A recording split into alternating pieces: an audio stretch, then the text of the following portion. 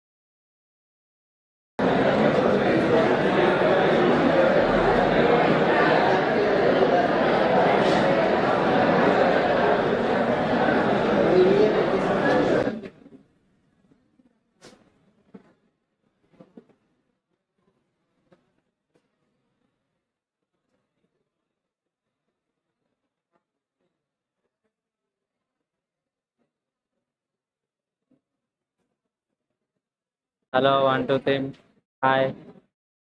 కాదు రికార్డ్ చేసినప్పుడు అవుద్దేమో.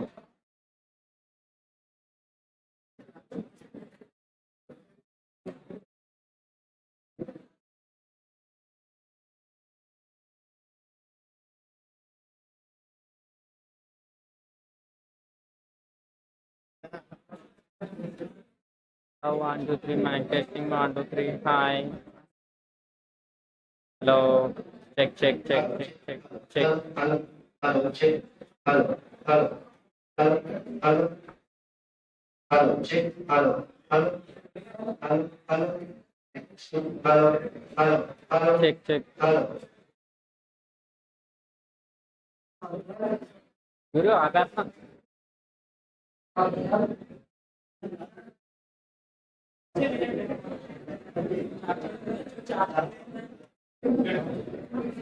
రే డిస్ప్లేలో ఏమో ఆంతలేదా? ఆంతలే చెయ్యి.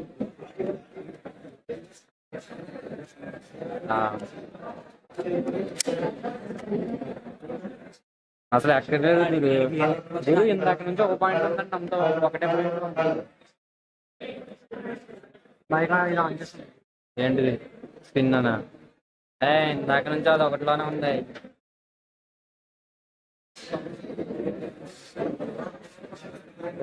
టీంలో ఎంత చెప్పండి చూడడానికి ఇంకా అప్పుడు తెలియలేదు. ఇలా వచ్చి ఇలా అన్నాను అనుకో అలా ఒక పాయింట్ కూడా రాలేదు. ఇందాక నుంచి ఒక point.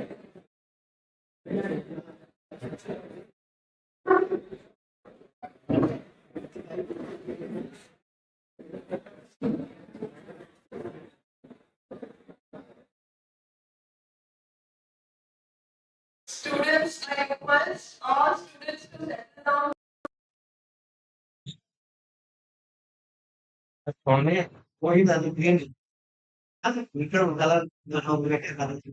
Only the microphone share audio.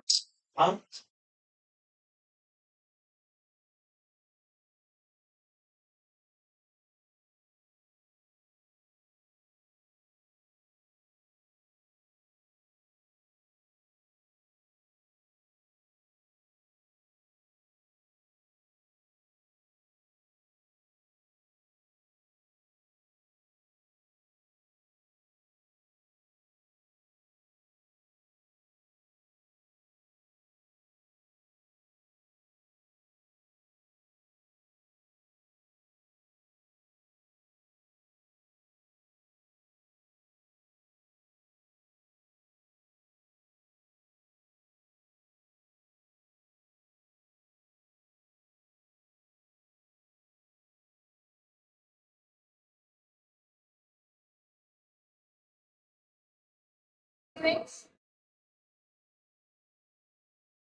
So keep silence and keep your phones on silent mode. Nobody will come and remind you these things. So before itself,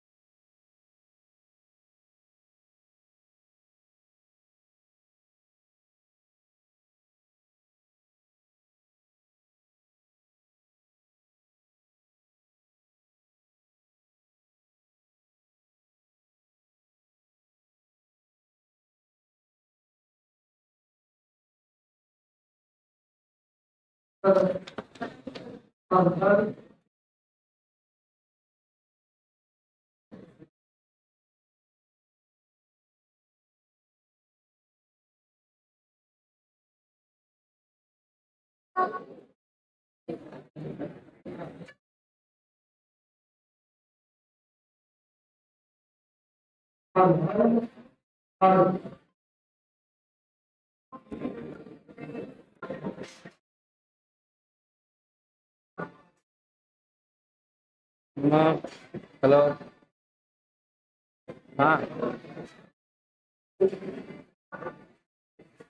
ఏంటి ఏంటి డాడీ బ్యాగ్లో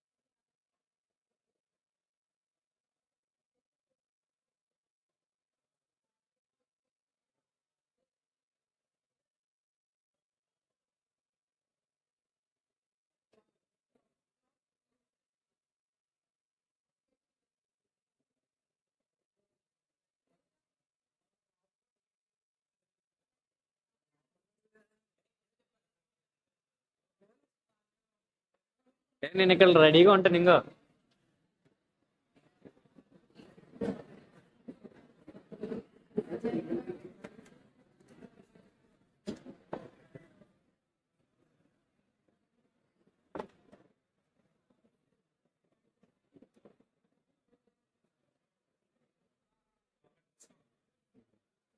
అక్కడ చూసుకో, కనిపిస్తుంది తీసుకుంటే అక్కడ దగ్గర వాళ్ళ అని రెడీగా ఉంటాయి ఇక్కడ జూమ్ ఇన్ చేసి అలా రాగానే అలా అవుట్ చేస్తాం. అలా పైకి ఎక్కుతారా మళ్ళీ ఇక్కడికి వచ్చి అందరిని కలవరిస్తారా. కలర్ వచ్చి చెప్పినారు ఎందుకన్నా మన సుధా తిప్పి చూసుకో, అలా వెళ్ళిపోద్ది, ఎట్లా తిరుగుతుంది తిరిగేద్ది, మొత్తం తిరిగేద్దాం. ఇది పట్టేది. దాంట్లో ఏమి ఇబ్బంది లేదులే. బ్యాటరీ కట్ చేసుకోవాలి. బ్యాటరీ బ్యాటరీ ఉంటుంది లోపల, దానికి ఛార్జింగ్ లేదు, డైరెక్ట్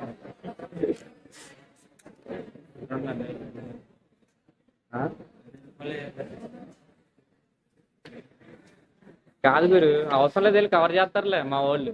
లోపలికి వస్తే నేను డైరెక్ట్ స్టేజ్ మీదకి వెళ్ళిపోతాను. స్టేజ్ మీదకి వేసేస్తాను వ్యూ ఇంకా.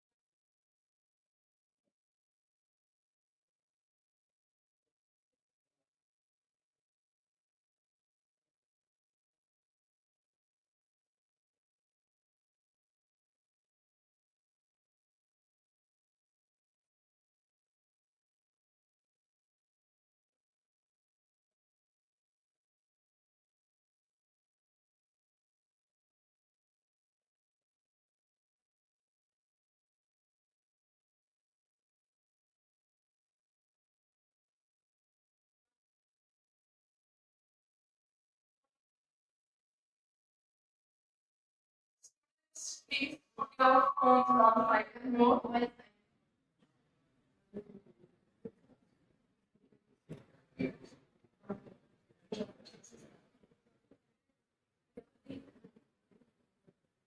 students at the back, am I audible? Large. Am I audible?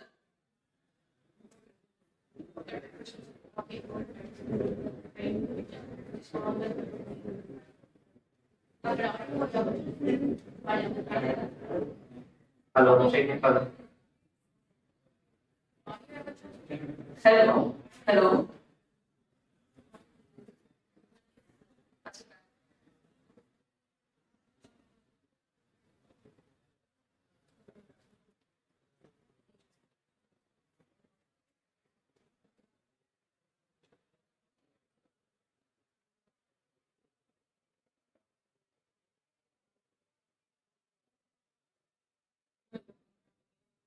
Hello.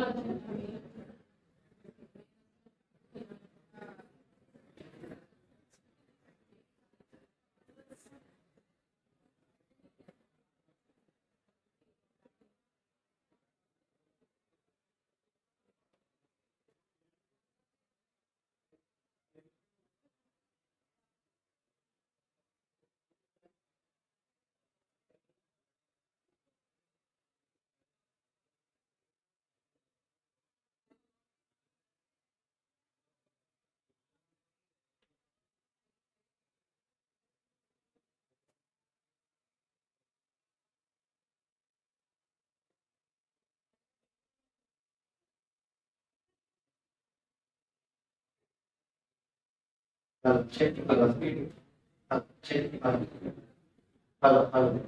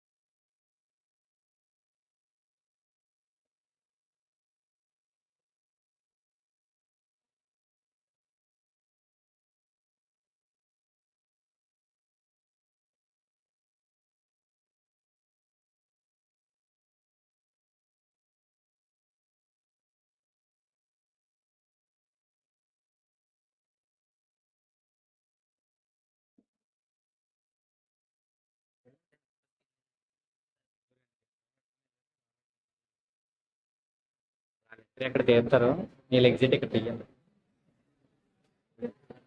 వస్తారు వచ్చేస్తున్నారు అందుకని రెడీగా పట్టుకోండి. అలా గురి అలా రికార్డు అలా చేసి ఏం చేశారంటే బాబు లైవ్ కదా లేకపోతే లైవ్లో మీరే ఉన్నారు. మీరే తిరుగుతున్నారు.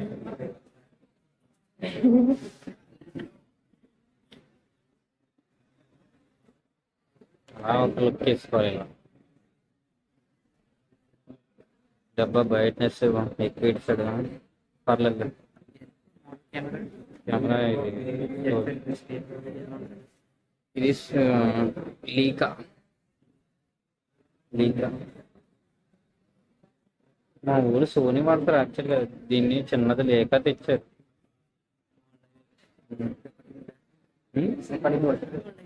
లైవ్ రికార్డింగ్ కూడా రికార్డ్ చేయాలి. రికార్డులో పెట్టి వదిలేయడమే 9 గంటలు.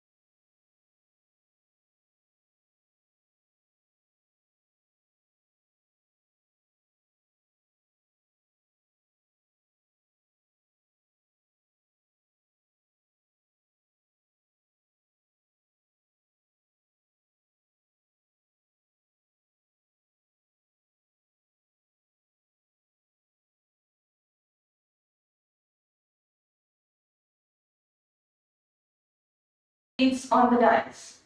First and foremost, I would like to invite Dr. K. Vijayabhaskar Raju, sir, Professor, Pro Vice Chancellor, GG.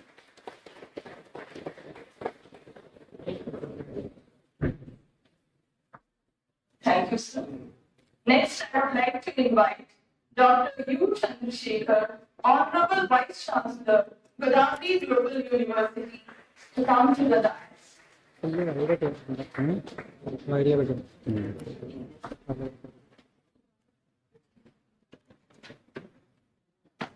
Thank you, sir. Chief guest for today's conference inaugural session, Mr. Stephen Su, Director General, Taipei Economic and Cultural Center in Chennai. Welcome, sir. A hearty welcome to you.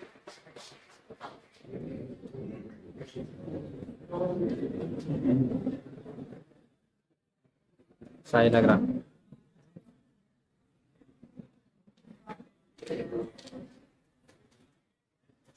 Dr. M. Shishu Madhav, Guest of Honor, Director, ICAR, National Institute for Research on Commercial Agriculture, Rajahmundry. So, welcome to you.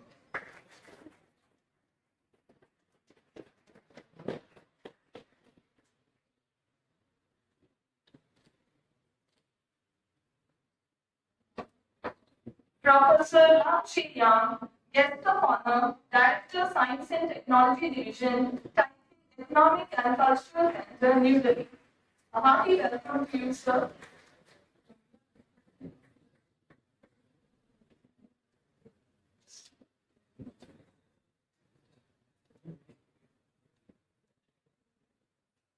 Next, I would like to invite Pro-Chancellor, Godavari Global University, Sri Shashikiran Verma, sir, onto the dais. Hearty welcome, sir.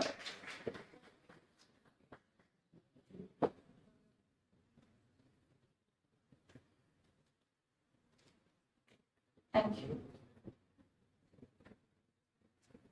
Last but not the least, Honorable Chancellor, K.V. Satyanarayan Raju, sir, Godavari Global University.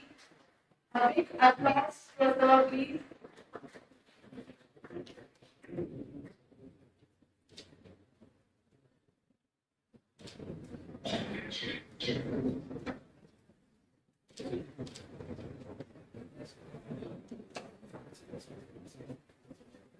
Thank you to all the dignitaries. To symbolize knowledge, wisdom, and positivity, let us begin this conference with the traditional lighting of the lamp. I request all our esteemed dignitaries on stage to kindly join in the lighting the ceremonial lamp.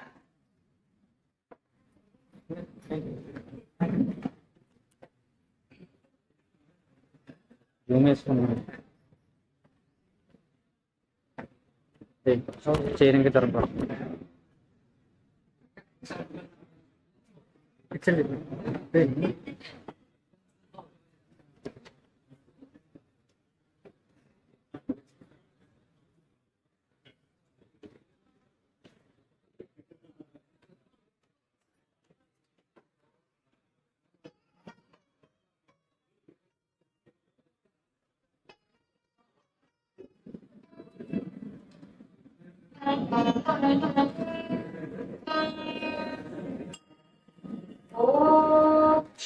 गणक्रीडो गणनाथो गणाधिपः एकदन्तो वक्रतुण्डो गजवक्त्रो महोदरः लम्बोदरो धूम्रवर्णो विकटो विघ्ननाशनः सुमुखो दुर्मुखो बुद्धो विघ्नराजो गजाननः भीमः Pramod आमोदः सुरानन्दो मदुत्कटः हेरम्बः शम्बरः शम्भुर्लम्बकर्णो महाबलः नन्दनो लम्पटो भीमो मेघनादो गणञ्जयः विनायको विरूपाक्षो वीरः शूरवरप्रदः महागणपतिर्बुद्धिप्रियः क्षिप्रप्रसादनः रुद्रप्रियो गणाध्यक्ष उमापुत्रो घनाशनः कुमारगुरुरीशानः पुत्रो मूषकवाहनः सिद्धिप्रियः सिद्धिपतिः सिद्धः सिद्धिविनायकः अविघ्नस्तुम्बुरु सिंहवाहनो मोहिनी प्रियः कटकण्ठो राजपुत्रः शाकलः संवितो मितः कूष्माण्डः सामसम्भूतिर्दुर्जयो जयः भूपतिर्भुवनपतिर्भूतानां पतिरव्ययः विश्वकर्ता विश्वमुखो विश्वरूपो निधिर्गुणः कवीनां वृषभो ब्रह्मण्यो ब्रह्मविप्रियः ज्येष्ठराजो निधिप्रियः हिरण्मयः पुरान्तस्थः सूर्यमण्डलमध्यगः कराहतिध्वस्तसिन्धु सलिलपूषदन्तभित् उमाङ्ककेलिकुतुकी मुक्तिदः कुलपावनः किरीटी कुण्डली हारी वनमाली मनोमयः वैमुख्यः तदैत्यश्रीपादाहतिजितक्षितिः सद्यो जातः स्वर्णमुञ्जं मेखली दुर्निमित्तकृत्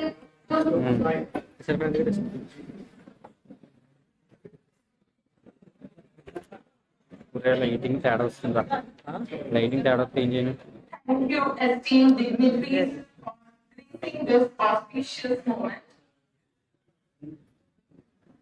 Now, I would like to invite Dr. U. Chandrasekhar, Honorable Vice Chancellor, Godavari Global University, to deliver the welcome address and set the tone for this prestigious conference.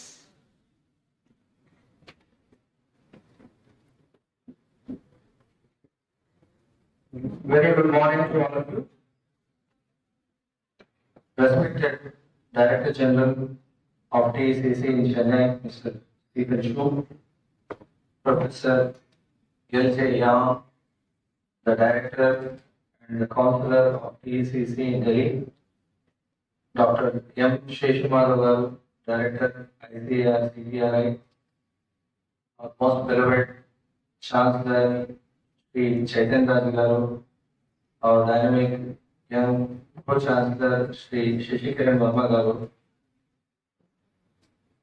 Pro-Vice Chancellor Garu, the invitees from Taiwan, invitees from various centers from India, expert speakers, faculty members, researchers, industry experts, and dear students. It gives me immense pleasure to provide a welcome address to the 2025 International Conference. It's got thematic focus on green economy, sustainable development goals, and aid for green technologies. Green economy is an economic model focused on achieving sustainable development by integrating low carbon models that reduce environmental risks and ecological scarcities. It fosters prosperity for all through investments in sectors like renewable energy, waste management, information technology, and circular systems, creating millions of skilled jobs and improving well-being while ensuring natural resources are available for the future generation, which is the main concern. So the salient features of this particular context are low carbon, resource efficiency, social inclusivity, and more importantly, environmental sustainability. Due to various economic, environmental, social benefits, multiple stakeholder-based partnerships are emerging and with major public and private investments are getting directed into green infrastructure and assets. In this kind of a context, it's only but natural that many contemporary conferences are focusing on sustainable development goals and green economy, and the conference in Godavari Global University is a step in that positive direction. So to do justice to the importance of this particular event and the particular theme, we have got many guests and many experts. But to start with, I would like to now request one personality who is equally felicitated both in foreign relations as well as the technical matters, Mr. Stephen Chu. He earned his BA and MA in Tajang University in American Studies Since joining Ministry of Foreign Affairs in the year 2002, he has taken up diverse diplomatic assignments in North America, Central and South America, Pacific and Asia. He is known for fostering bilateral relations and international collaboration with more than 20 years of experience. Mr.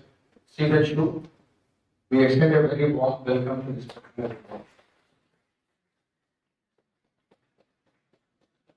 Professor Young stands for the epitome of collaborations between India and Taiwan. He currently plays a vital role in strengthening science and technology relations between India and Taiwan as a director and a counselor in ECC Delhi. Before this assignment, he served as a professor in mechanical and electromechanical engineering with interest in MEMS, ornithopters, and flapping wing MAVs. Yesterday, when I was talking to him, he told me that they are trying to develop by using MEMS and state-of-the-art semiconductor electronics. A 1 mm MAV with less than 1 gram as the weight. Just imagine. That is something like science fiction. So I've been talking to them, I've been seeing his work. First time when I saw his work in the year 2014, he was talking about transmission mechanisms which weigh about 4 to 5 grams. But now he's talking about a drone which weighs less than 1 gram and with a dimension less than 1 mm. So Professor Yang, you are the reason why this particular event is happening. Thank you very much. And with your kind help, we want to do many more research collaborations in Godavari Global University, student exchange, faculty exchange, setting up center of excellence, and more than all this kind of research which is useful for the country. Thank you very much for making it happen. Professor Seshu Madhav contributed to the development of several crops with focus on yield, quality, and sustainability. His work is pivotal in promoting environmentally responsible farming and is directly relevant to the primary thrust area of the conference. His leadership at the CDRA involves fostering collaborative research to support India's agricultural growth while ensuring sustainability. Sir, thank you very much. I know that you are hard pressed. Parliament sessions are later, and in spite of that, you have taken time off your busy schedule. Thank you very much. We really appreciate your respect for our sincere requests. Sri Chetan Gaji Garu and Sri Shishikaran Verma Garu, they require no introduction to most of the audience here. They are the pivotal, they are the visionaries. One is driving the entire thing in a sustainable way. Other gentleman is driving using data-driven technology areas. Whenever we meet them and whenever we talk to them, we get a lot of inspiration. And this particular event which is happening today is because of the complete all-round support which has been enunciated by Sri our Chancellor Chetan Garu and the more we keep doing, the more is the aspiration. I'm sure that this is the first step in doing one international conference. We'll have many more international conferences in the months to come. And similarly, now we have got speakers, many speakers. While since I want to save the time, I will conclude by saying that thanks a lot to the speakers from IIT Delhi, Indian Institute of Sciences, Delta Systems, Presidency University, and other institutions which have come there. And the deliberations for the day 1 and day 2, I am sure they are going to be very illuminatory and informative for all students. Thank you so much.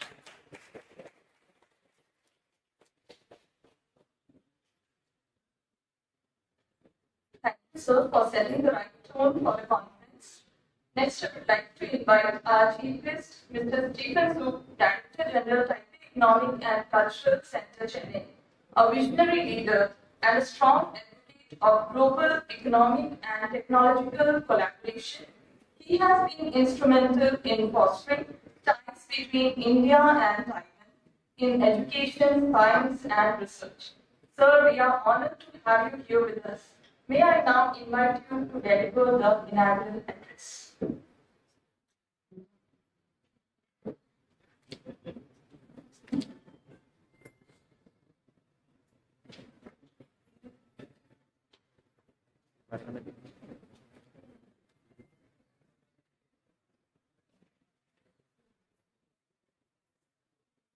Before I acknowledge, let me say a very good morning to all of you. Subodhaya. Or namaste. I hope I said it correctly. Let me acknowledge the VIPs. Sorry I cannot acknowledge so many VIPs today, but let me try to see if I pronounce it correctly or not. Chancellor KVB Raju, Pro Chancellor Sashi Vama, Vice Chancellor UC, and Pro Vice Chancellor KVB Raju of GGU, and Dr. Maha from ICAR CPRI, Director Long Jae-yan from TCC in New Delhi, all professors from India and Taiwan, distinguished guests, ladies and gentlemen, good morning again. Subodhaya. My name is Stephen Xu. I'm the new Director General from the Taipei Economic and Cultural Center in Chennai. So I'm very honored today under the invitation from the Chairman, Chancellor, and all the team, the faculties from GGU. This I know it's young university. I think a lot of potential in the future. I feel very honored to be invited as chief guest to attend this very important event. I think this might be a milestone for Taiwan and India academic cooperation in the future. Even though it's a small step, I think it will be a big step for further bilateral academic cooperation. And I want to say thanks to our education division from TCC in New Delhi. And of course, we also have the support from the Ministry of the National Science and Technology Council. Is the ministry level in charge of technology. And of course, my foreign ministry, we also very supportive to the cooperation between India and Taiwan on technology, on ICT, and on academic institution cooperation. So I can assure you that my office will dedicate to promote the relations between two countries. And let me briefly, one more thing is very important. I think this time is my very first time to visit this beautiful city, Rajahmundry. I'm not sure if I pronounce it correct. If I pronounce it wrongly, it's correct. But it's my very first time to visit this beautiful city, and of course, this beautiful university, GGU. And it's also very meaningful for me because I have been, even though I've been in charge of Indian affairs, back about 10 years ago, I was section chief in our foreign ministry. I was the section chief.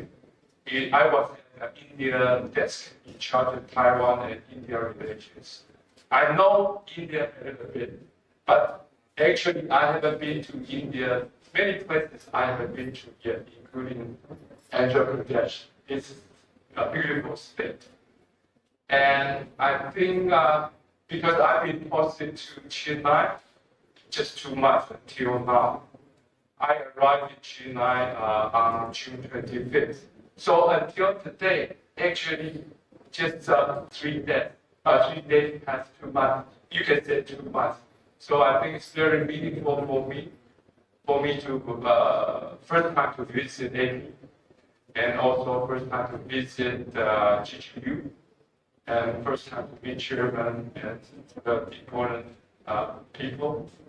And I think it means a lot. So I will come back again in the future. So besides that, let me very briefly mention about the bilateral relations developments over the years.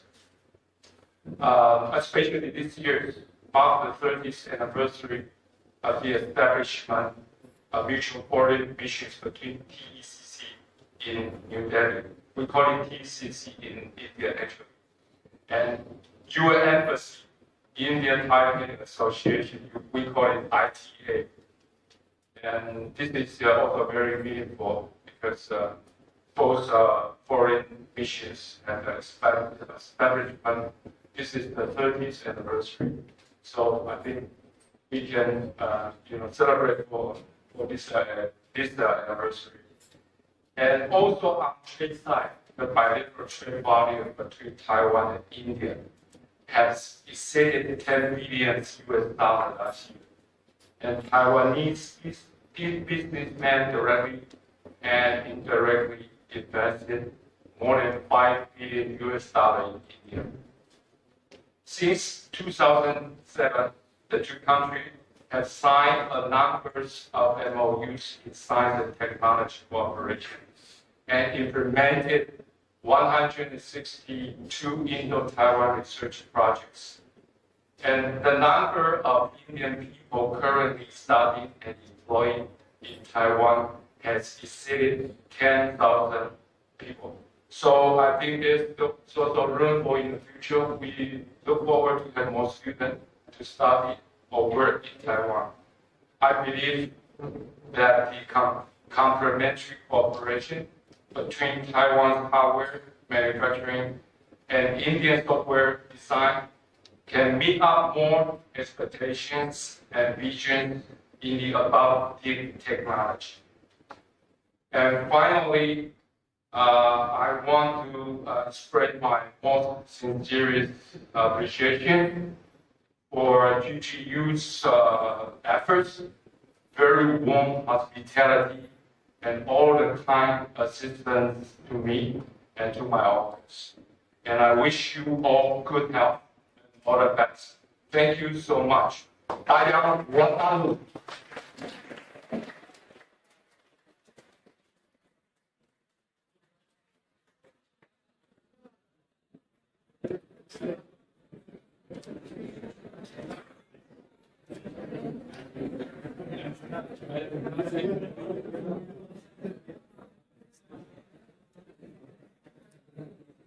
Thank you, sir, for the inspiring words. And surely we are looking forward for the collaboration between India and Taiwan. Next, I would like to invite Shri KVB Satyanarayan Raju, sir, Honorable Chancellor of Godavari Global University, a dynamic leader with a vision for globalizing higher education. Sir, may I now invite you to share your thoughts.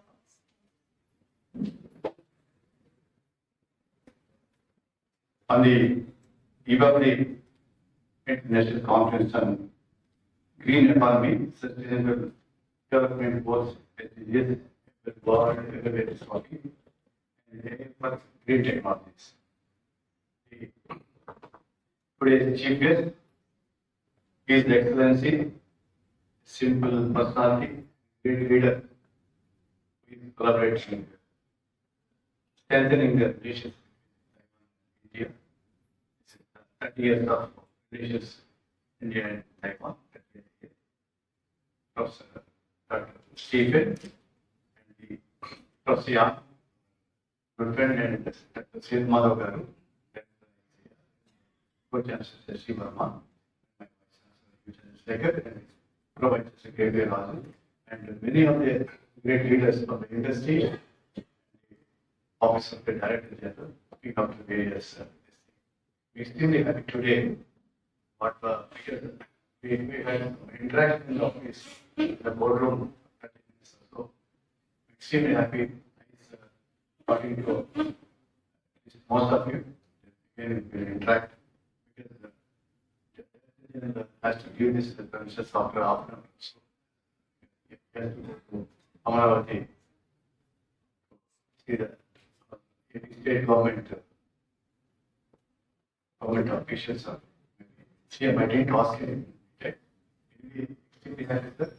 As my Vice Chancellor requested you and I requested you, we wanted to, because earlier when my PhD and Pro Chancellor Shashi Verma had been to Taiwan, Taipei, and excellent hospitality, the to actually technology wise, we admire, we appreciate all the efforts of individual. Even the country is very small. They at least 20 times than our economy, because 26,000 we hundreds, 200.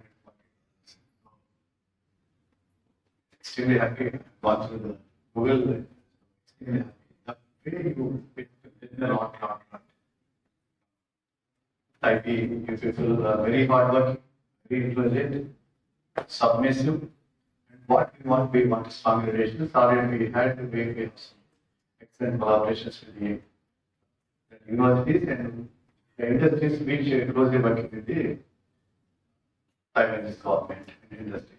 So we want His Excellency Director General Sir, Chief Minister, please be a sanctioned one center of excellency in this institution in the southern India, this part of Telugu states.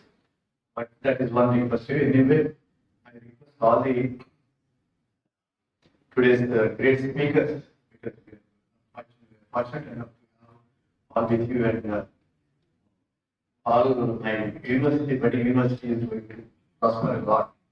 So we need your help and cooperation and support. This thing, I don't want to take much of the time because I guess the honor has to speak. So we'll have a long-term collaboration, technology transfer, and sustainable development goals and knowledge sharing, and especially internships and university types. Even we are ready to offer one campus here with any of the university now. After new education policy, NEP 2020, Government of India is very aggressive and inviting the world-class universities with the green carpet. We are ready to work with you. We wanted to have long-term relations, and this is the India and especially state of Andhra Pradesh is agri-based this thing, agriculture, horticulture, floriculture, aquaculture, fish culture and all. So in these areas, a lot of happiness are there. So please extend your support. Thank you very much. Very happy day for us in this university's history. Thank you very much. Thank you.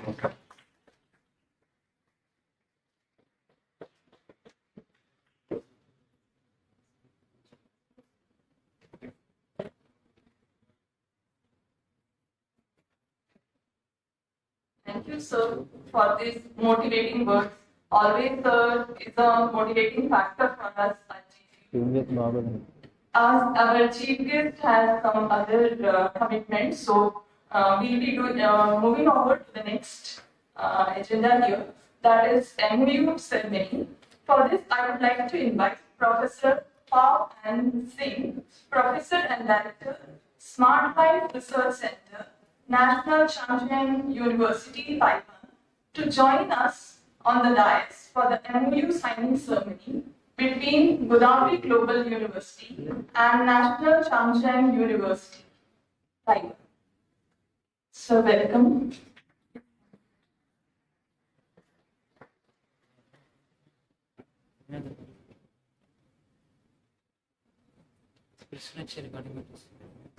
Very good.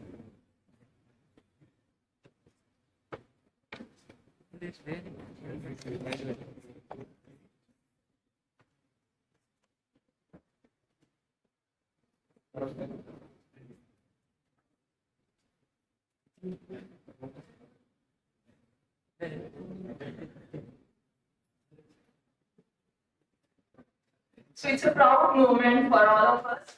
We are signing an MOU. Godavari Global University is signing an MOU with National Champion University, Taiwan.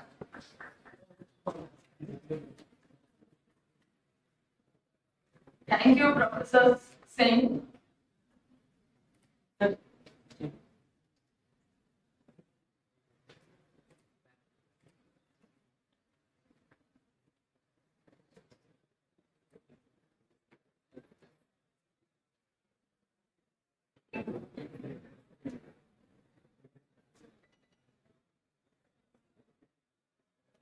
thank you to all the dignitaries on the dais.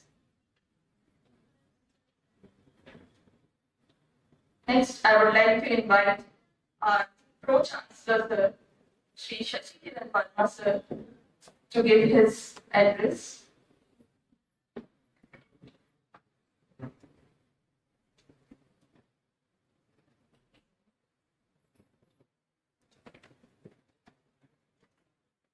Good morning, one and all.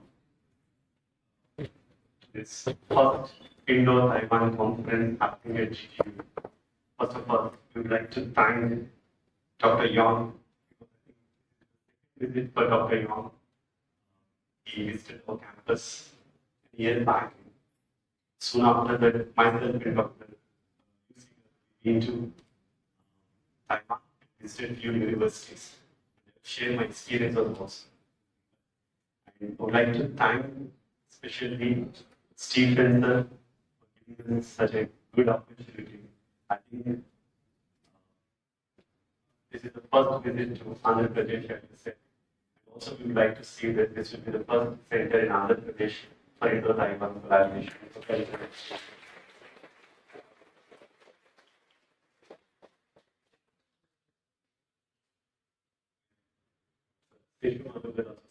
Thank you always, either it is ICAR, Agriculture Innovation Summit, or anything that related to the GGU, you're always there here for us to support. So thank you so much.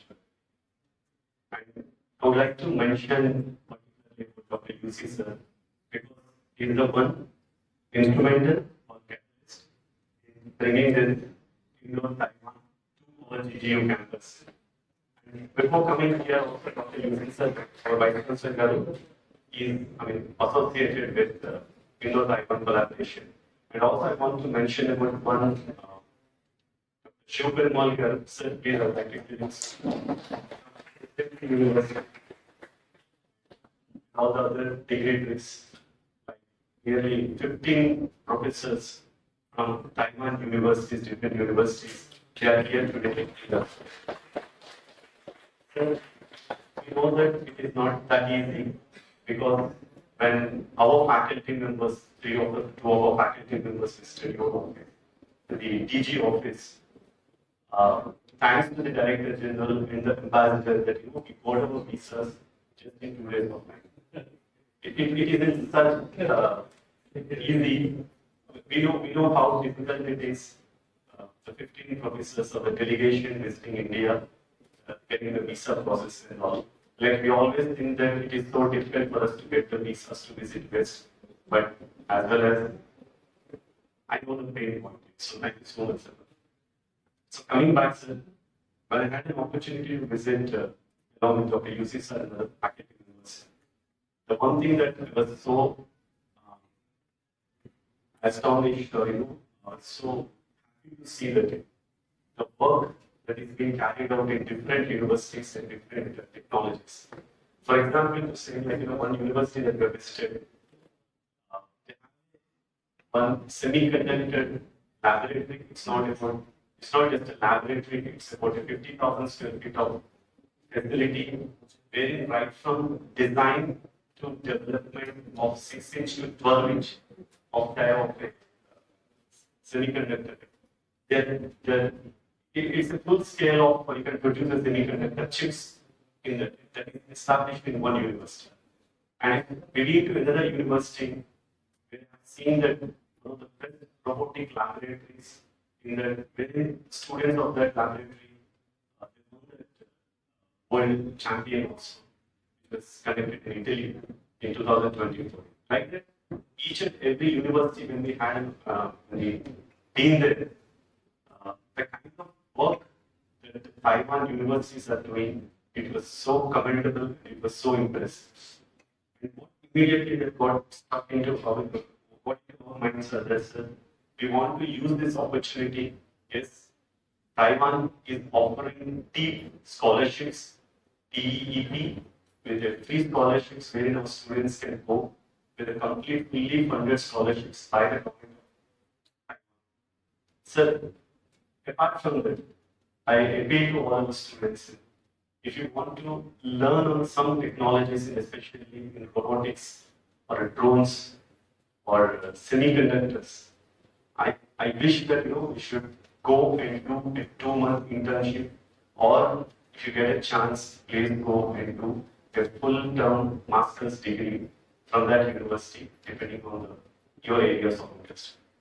So with this MOUs or collaborations with the Taiwan universities, what our expectations are? I joined collaborations and joint research programs from faculty to department.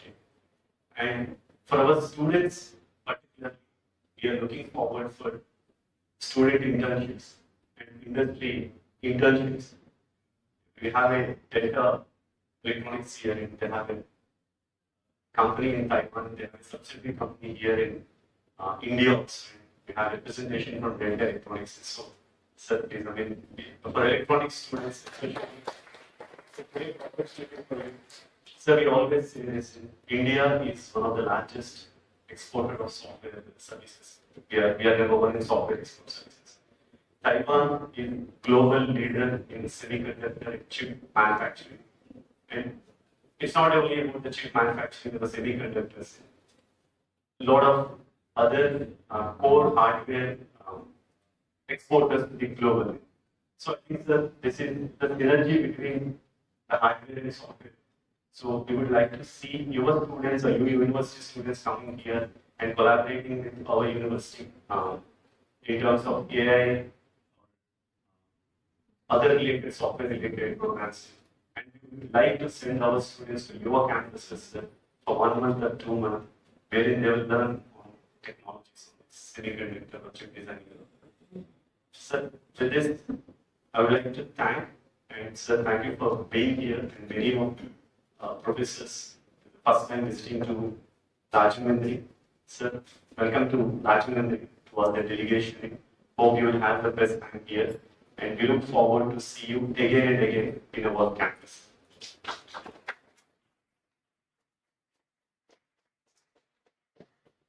Sorry for the interruption. We wanted to, 2 days back we had a meeting 4-5 times. We wanted to initiate the Mandarin program in the campus.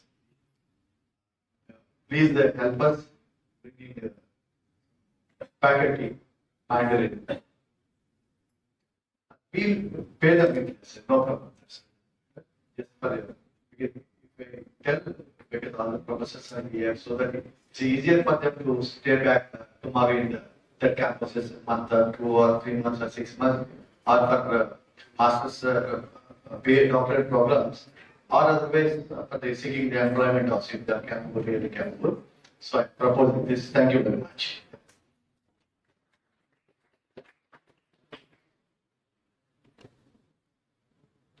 I would like to thank our Pro-Chancellor sir for his valuable works. He is the driving force at our university for all innovation and entrepreneurship related activities. Next, I would like to we'll go for the felicitation of our chief guest. I would request Honorable Chancellor sir, Pro-Chancellor, Vice Chancellor sir, and Pro-Vice Chancellor sir to kindly do the honors for felicitating our chief guest, Stephen Su sir.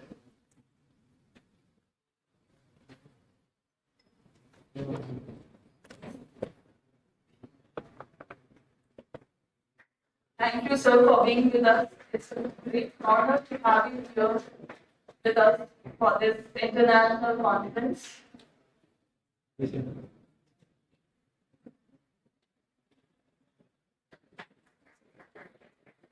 Big round of applause, sir.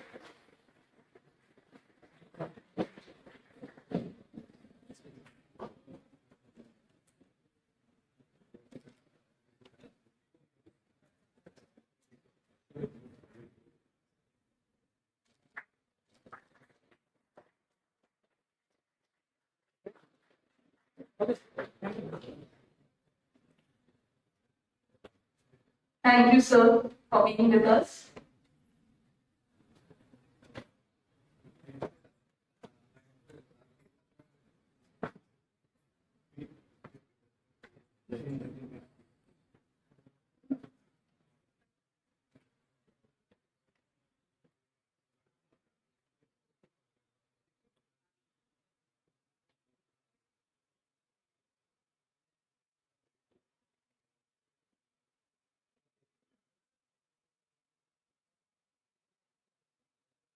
Thank you so much. Thank you, the chairman, all the faculty members, professors, students from GGU. Again, I would like to express my most sincere appreciations for extending assistance and greetings to me for this great event. Because like Chairman just mentioned, because for me this is my very first time. I do really want to stay longer, but really I have very limited time. I have to travel to the capital, AP, so I just have a few hours left. So I also have some appointment with some VIPs at the capital. They are waiting for me. So I have to apologize to leave earlier. And thank you so much. Super Tayang. And Tayang Walu.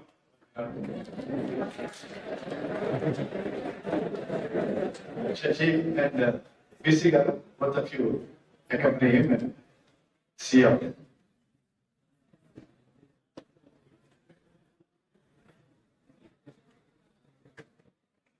Leaving కూడా తీయాలా leaving option That's it.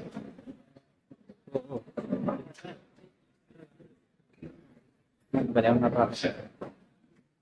You continue.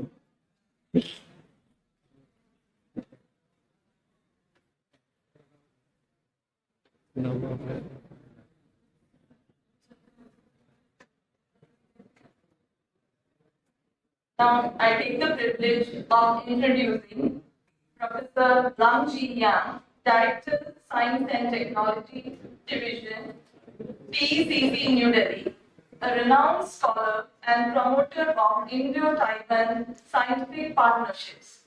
May I request you, sir, to kindly deliver your address. Ladies and gentlemen,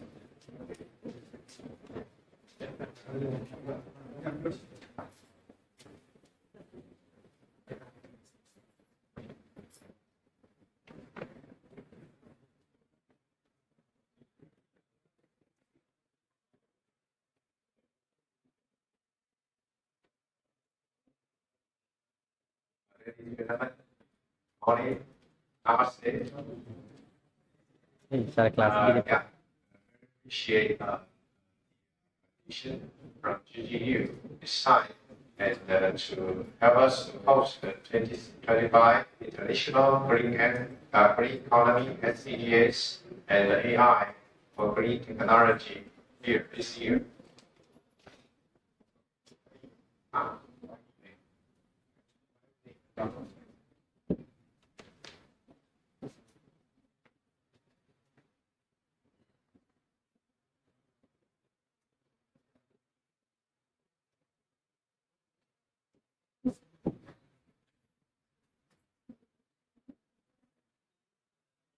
So today I want to spend some time to share with you regarding the Taiwan's development of design technology and the recent cooperation with India. My name is Song Jae Young. I'm from the Taipei Economic and Culture Center, India. Actually, I'm a regional professor and I have a tenure in the Technology Council and I work in Delhi.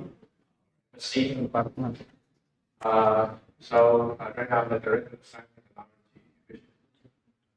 Okay. Next page.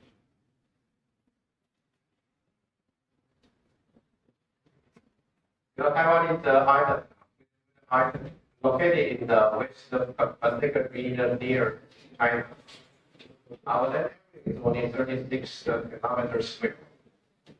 Population is about 23 million. So actually we are not very big. The population is just only compared to one state in India.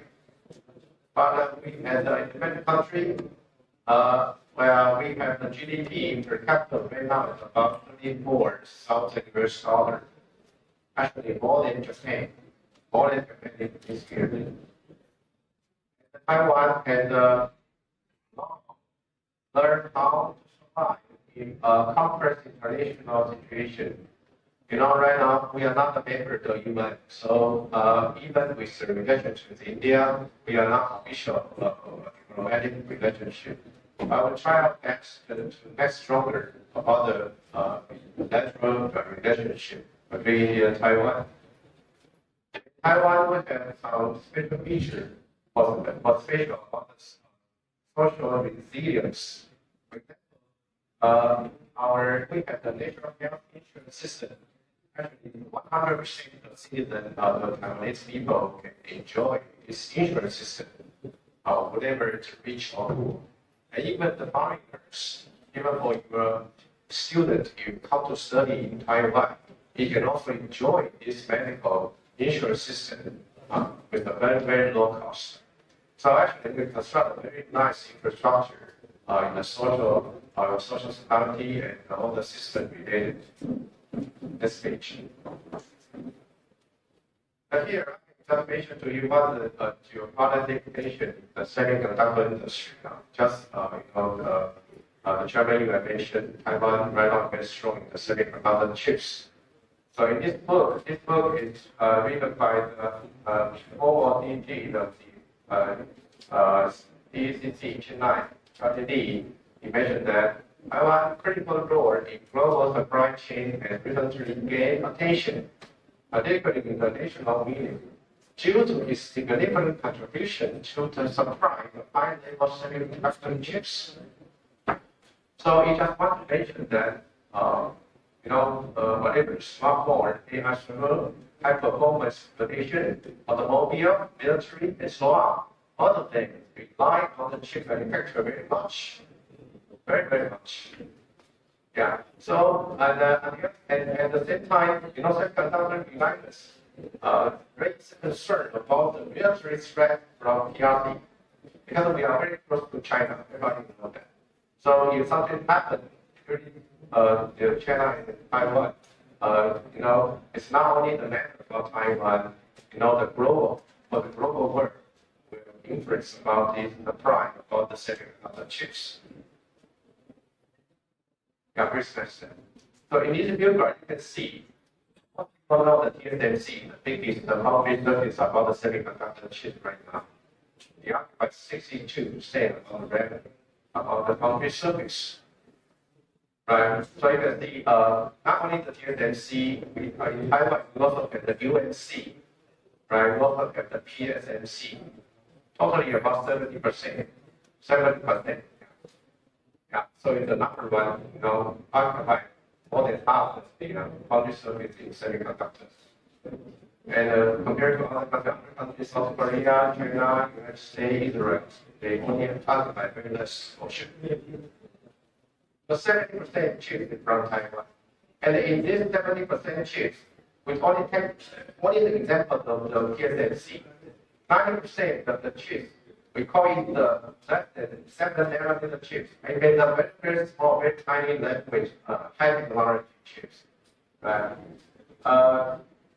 occupy 30% of all the chips in the world. And then 55% of the mature chips, they may not have some bigger line widths. They occupy 30% of the whole chip. So if you summarize all these two factors together, you can see why this 62% it come from. So you can see 90% of chips, high-tech chips from Taiwan, from TSMC. 52% of the mature chips from Taiwan also. So you can see how important it is, how meaningful to the world. So even the United States, you need to make sure the safety about Taiwan, whatever the situation between India, China, whatever. So it's give you an image about how important the semiconductor. That's the thing. And it just explain to you what is the on your left side, the mature transistor we say about the IC. And the right side, advanced, more advanced, it can cross the narrow 7 nanometer or even to the 2 nanometer.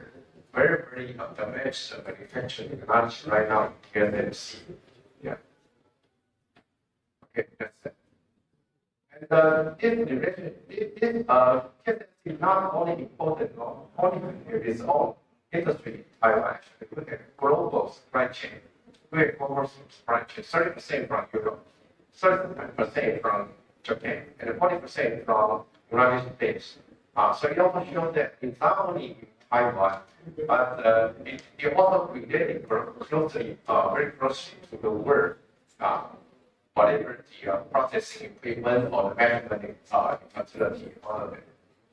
And then another packaging and testing is also were the first place, not only the chip manufacture, but also the packaging and the testing, very strong in Taiwan. IC design, we also the second place in the world, first one is the United States. And more than 90% of the world's AI server right now are in Taiwan. Yeah. So just show to you how Taiwan, even is small but very important. That's it. Let me mention about what the Indo-Taiwan relationship right now.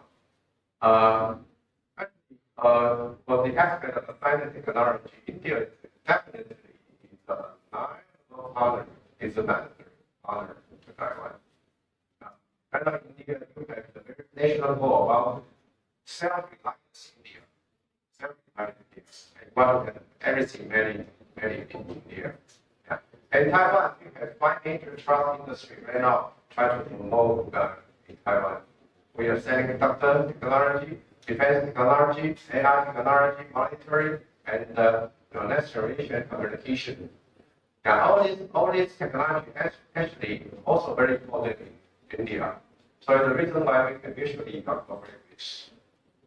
And from the aspect of education, that regarding the culture and the science and the education aspect, Taiwan right now trying to provide more education programs in all universities and trying to attract more students from India to Taiwan. That IPP recognition, a lot of people mentioned today. And more than 3,000 people studying Taiwan, 6,000 people working in Taiwan, DG just mentioned. So you can see right now the trend is still going up and increasing. So if I just show some example, is my student, Chandu Shingra. He is from Bye. Yeah, his hometown in Bye. Yeah, by the AP in AP. Many students actually from AP they study in Taiwan right now. Yeah. So if all the young students here want to study Taiwan, don't care about you have no resource actually. A lot of the senior right now in Taiwan they get involved. That's the So in the next I want to tell you what the business right now taking charge. The first one is architectural AI project. Actually, it's based on the MOU between the SDC and the DSD, and then you were IC SSR in 2007 and 2019. Next page. So for the DSD and the Specified Technology Council, we signed MOU in 2007 and started about funding the Indo-Taiwan project since 2009. So we will call proposal every year during the May and July.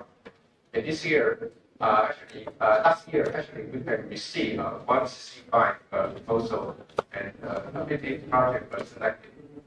You were selected, you can have the annual budget about 20K US per year for 3 years continuously.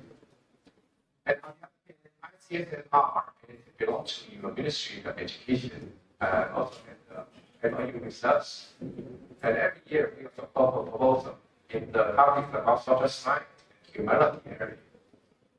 So the budget is a little bit less, but this even very promising for 2 years.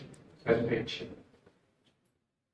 So the AI project we turn about is because in Taiwan we have the first screen of our producer. We let the presentation of the producer participate about this proposing. So Taiwan PI should have its own research project in the base and then start to cooperate with Indian side. So the Indian professor, you can try to find out from the Taiwan design optimal cooperation. And after you receive this funding, you can use to exchange for research. And you can go supervise and publish paper together. I showed you this category, though the DSP sponsored project in the past more than 10 years, about 145 we have graded. So most of the topics regarding green energy, biomedical technology, nanotechnology, dispersed science, semiconductor, and so on. But you can see, even the AI or communication or content, right now not very much, but it will increase promising in the future. Yeah, it will increase in the future. So every week, every year, we will have some special topic, DSP and our NSCC get interested about, and we will announce all the participants try to consider to submit your proposal. Next page. This is the PI affiliation. In the past, a lot of the project goes to IT, National University, but also to the university, private university. Similar situation in Taiwan. So, for example, I come from Taiwan University. We are also the private university. Yeah, but we also have the privilege to be selected as a PI to do the research project together. Yeah. So, at least the ITSSR. Because it started low about 2019, but due to the COVID, some funding, so it started to support the project since 2022. So company has 7 total can be granted, and you can see the topics regarding the humanity and social science. And it's a PI come from. The percentage is comparable to the DSP, but I think more private university you can enjoy over there, not only the science technology, but also the social science. So in all the research, you can have the chance to participate in the Indo Taiwan project. Okay, so this regarding the we will supporting and if you have any question, if you need some Taiwan partner, you want to look for our division to try to help. And this is the MOU. Right now, I checked the website of many universities in Taiwan, and you can see from the Tsinghua University, Science University, Tongji University, Hongjiang University, Taiwan University, and so on. Every university, they sign MOU with more than 10 universities in India. So it's very, very popular and very popular right now. In Taiwan right now, all the university, if you look at their international office, they have a mindset try to receive all Indian students. Yeah. So also welcome to you. Try to today signing with Tongji University. You can keep going. To have all cooperation. And this is the AI. I just to show you one example. Tongji University, they actually set up some AI cooperation center in India. They say it's set up in the SRA and also in the Nagara University several years. Yeah. And recently, they also set one center in the university in the Kalama. So I think in the future, AI is also very strong in India. You can proceed about this kind of work. And recently, marine science technology also very, very promising. I remember there is a speaker also from history or science, earth science, this conference. Actually, last year, MOU just happened between the MOES, the IoT, and the OES, and then AR. National Academy research is not belong to our NSCC, it's belong to our another ministry, called the OAAC, Ocean Affairs Council. So last year, I MOU in the ministry of the Earth Science under the witness of your secretary, Rajahmundry, in the headquarters of the MOES, and also some mutual meeting So I believe Taiwan also very emphasized about the ocean technology developing because we are island. We facing the Pacific Ocean. So it's and you are in the Indian Ocean. So actually there's some common interest in working together. Okay. And we also sponsored some workshop of the conference. So for example, this conference is sponsored by measuring sponsored by the SDGs. Also thanks GGU also support us a lot about us receiving all the companies benefit this time. So in this conference, we also want to demo the outcome of the Taiwan project and strengthen the relationship. Yeah. So in the conference last year in SRA. So I believe, yeah, this year, we are in GGU. Thanks so much. Next page. Okay. So not only the DSD, but even on the social science area, we also get the system bilateral workshop. This is what happened in the Zhongxing University in Taiwan last year. Yeah. And don't ignore all kinds of possible operation responsibilities. Yeah.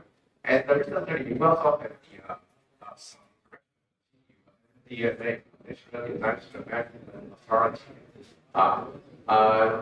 So there's a group visit Taiwan. So I think whatever the earthquake monitoring or some disaster implementation of ING also very common important to India and Taiwan. And Taiwan has a good technology to real time to pre-warn the disaster happen. So we can have this common interest about this. Yeah.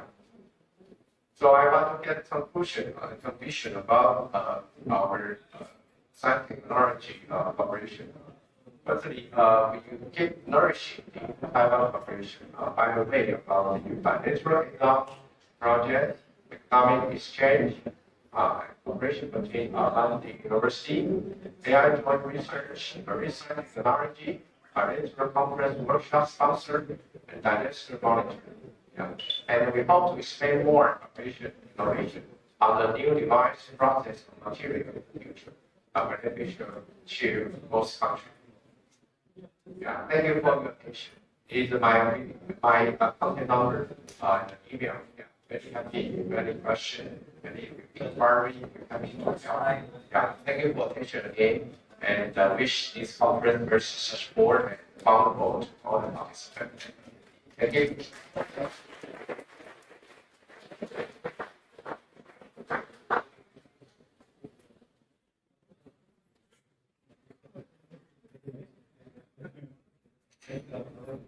Thank you, young sir, for the wonderful presentation. Now I'd like to invite Dr. M. Sheshu Madhav, Director, ITAS National Institute for Research on Commercial Agriculture, Rajahmundry, a distinguished researcher and visionary in agriculture. He has significantly contributed to sustainable farming and food security. Sir, may I request you to address the gathering now?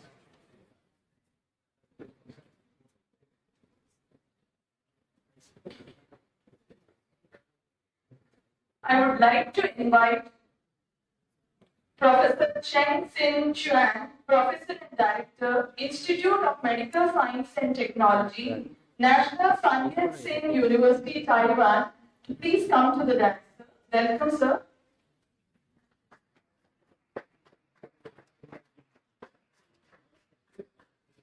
Thank you, sir.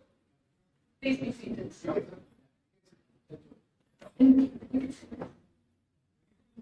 Please. Madhav, sir, now you can take.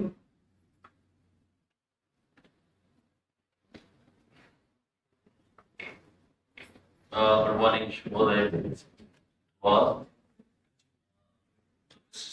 Steve that TCC has out because of his has been observation and some other engagement, and Professor Yang, National Taiwan University, and architect of this university, Sri KVB Satyan Raju, chairman of Global Chairman, Godavari Global University, and Sri Shashi Verma, Pro Chancellor, DGU, and Chandrasekhar, VCGGU, and the delegates from the Taiwan, and also the delegates from the Indian side, and student friends, and ladies and gentlemen. Thank you very much for calling me for this wonderful conference, international conference. Again, it is sponsored by NHTC on green economy, sustainable development goals, AA for the green technology. I think just now we heard from the Professor Yang, National Taiwan University, about the Chinese and about the Taiwan and India's relationships and what kind of work we are going on. I mean, I really very educating to me, and also since many of them here are technocrats, but I am not a technocrat. I am also a technocrat, but not in electronics or maybe semiconductors or maybe computers. But I am a practicing agriculture man, and I am from the Indian Council of Agricultural Research, ICR. One of the ICR leading institute is there in Rajahmundry. It is very close to this place, Global University, that's called NIRCA, National Institute for Research and Commercial Agriculture. And there it is to call Central Tobacco Research Institute. We were doing the research mostly on the tobacco for a long time, but now we're working on different commercial crops like chili, turmeric, ashwagandha, and castor. And this is the first institute working only towards commercial agriculture in India. Because you all know the agriculture in India, you have aspects. Okay. So you all know that, I think maybe for some of the people may not be knowing from the working in Taiwan, that India agriculture is very old, and it is maybe old of 400 years or 500 years. But in India, agriculture is mostly like a subsistence farming. That means it is only for our own population. But now the things have changed, and now the agriculture in India became a more commercial and export oriented. That is the agriculture we are leading to. There we are involving a lot of technology, as Professor Ram, Young said, and many other people came from the companies. They must be knowing that now agriculture is involving a lot of technology, and embracing the technologies of green technology and as well as artificial intelligence technology to make more sustainable farming.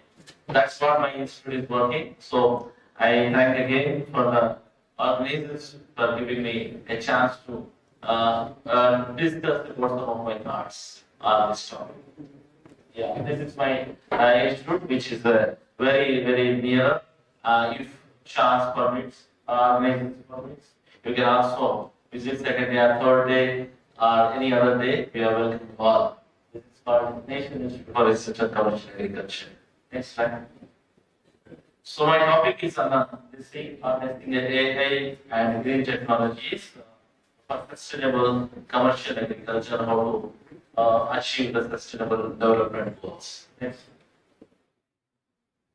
So you all know that what is agriculture? That's what I was telling, that we were in India for a long time only talking about subsistence farming, but now we are going towards a sustainable, commercial agriculture. Their sustainability is the important pillar, because it is not just to grow, but you have to have to take care of the environment and also the environment into the account to make it more profitable. That's what the sustainable agriculture is. But you all know that we have a long demand of meeting of a big population, under 40 lakhs. So that the demand is increasing every day. So that, and also the challenges are many. Like one of the challenge which we are all talking about, the climate change.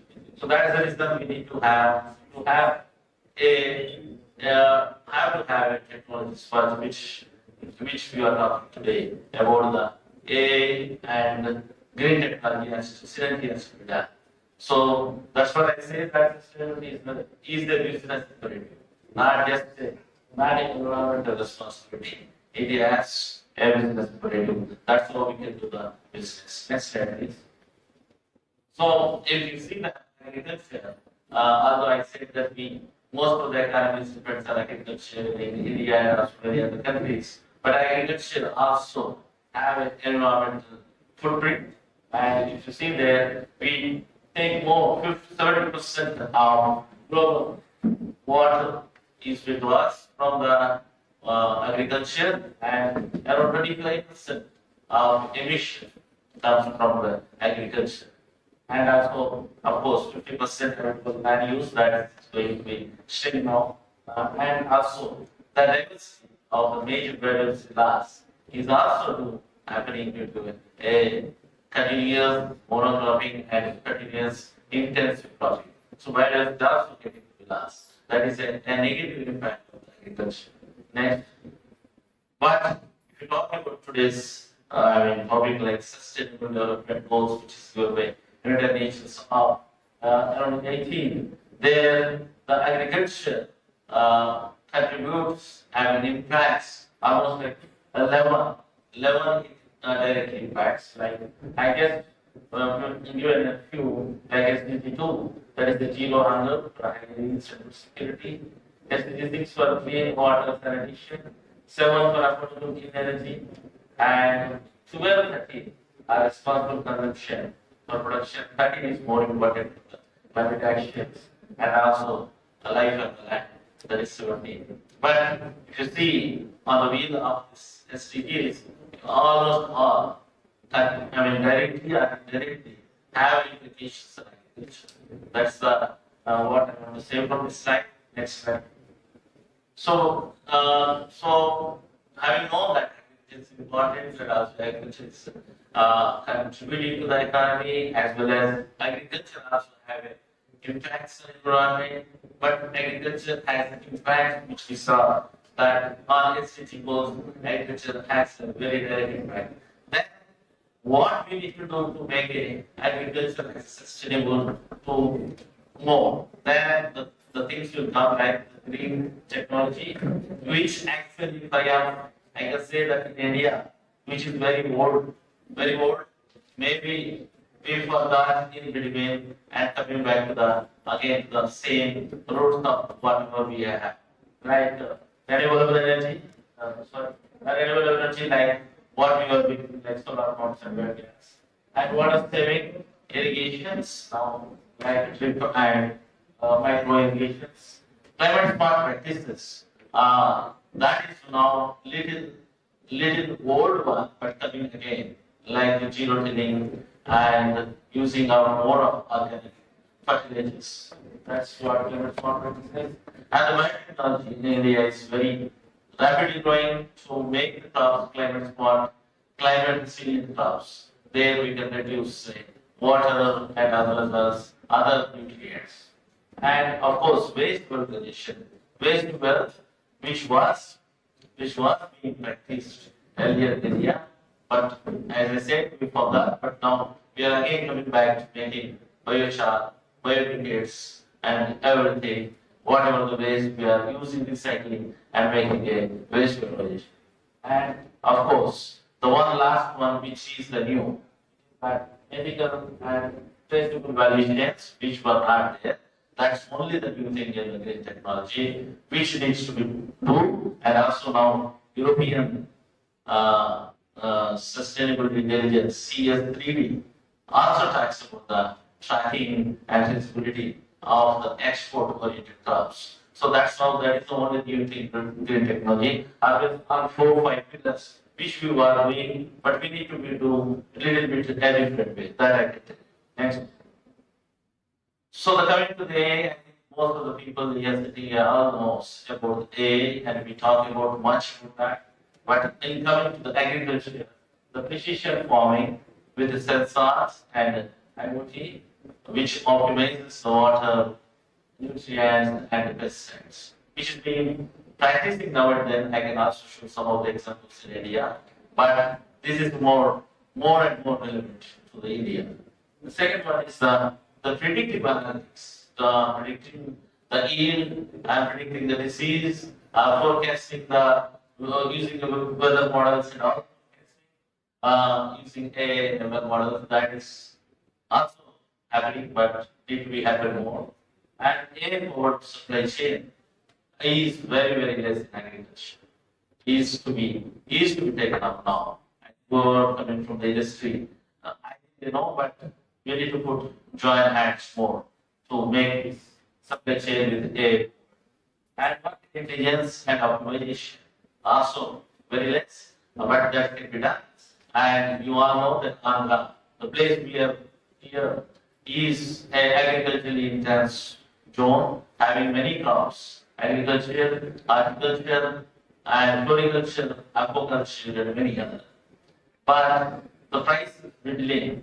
You all know how the prices are dwindling day by day for the agriculture produce like chili or even tobacco or maybe even coconut. You see, it is varying more. That's the reason in India, I think Honorable Chief Minister also putting a lot of emphasis on this market intelligence studies to increase the GVA, gross value addition in Andhra as well as nation. Next slide. So I know that the green technology and AI, although how the synergy can make, that's what we need to do, and that's is the actually today's or maybe whole 2 days we must be talking. Sorry, I could not be there for most of the time, but I will get proceeding from Dr. Chandrasekhar or maybe from Dr. Bhagat that I would like to see what kind of talk have gone and what is came out from that. But I must say that, as I say, there is IoT adoption that is with the resource utilization. That will give you more monitoring of soil moisture, crop health, and the weather. And the second one is for predictive analytics. I said that yield analytics, which is also happening. But A has to carbon saving. I think this is third point still.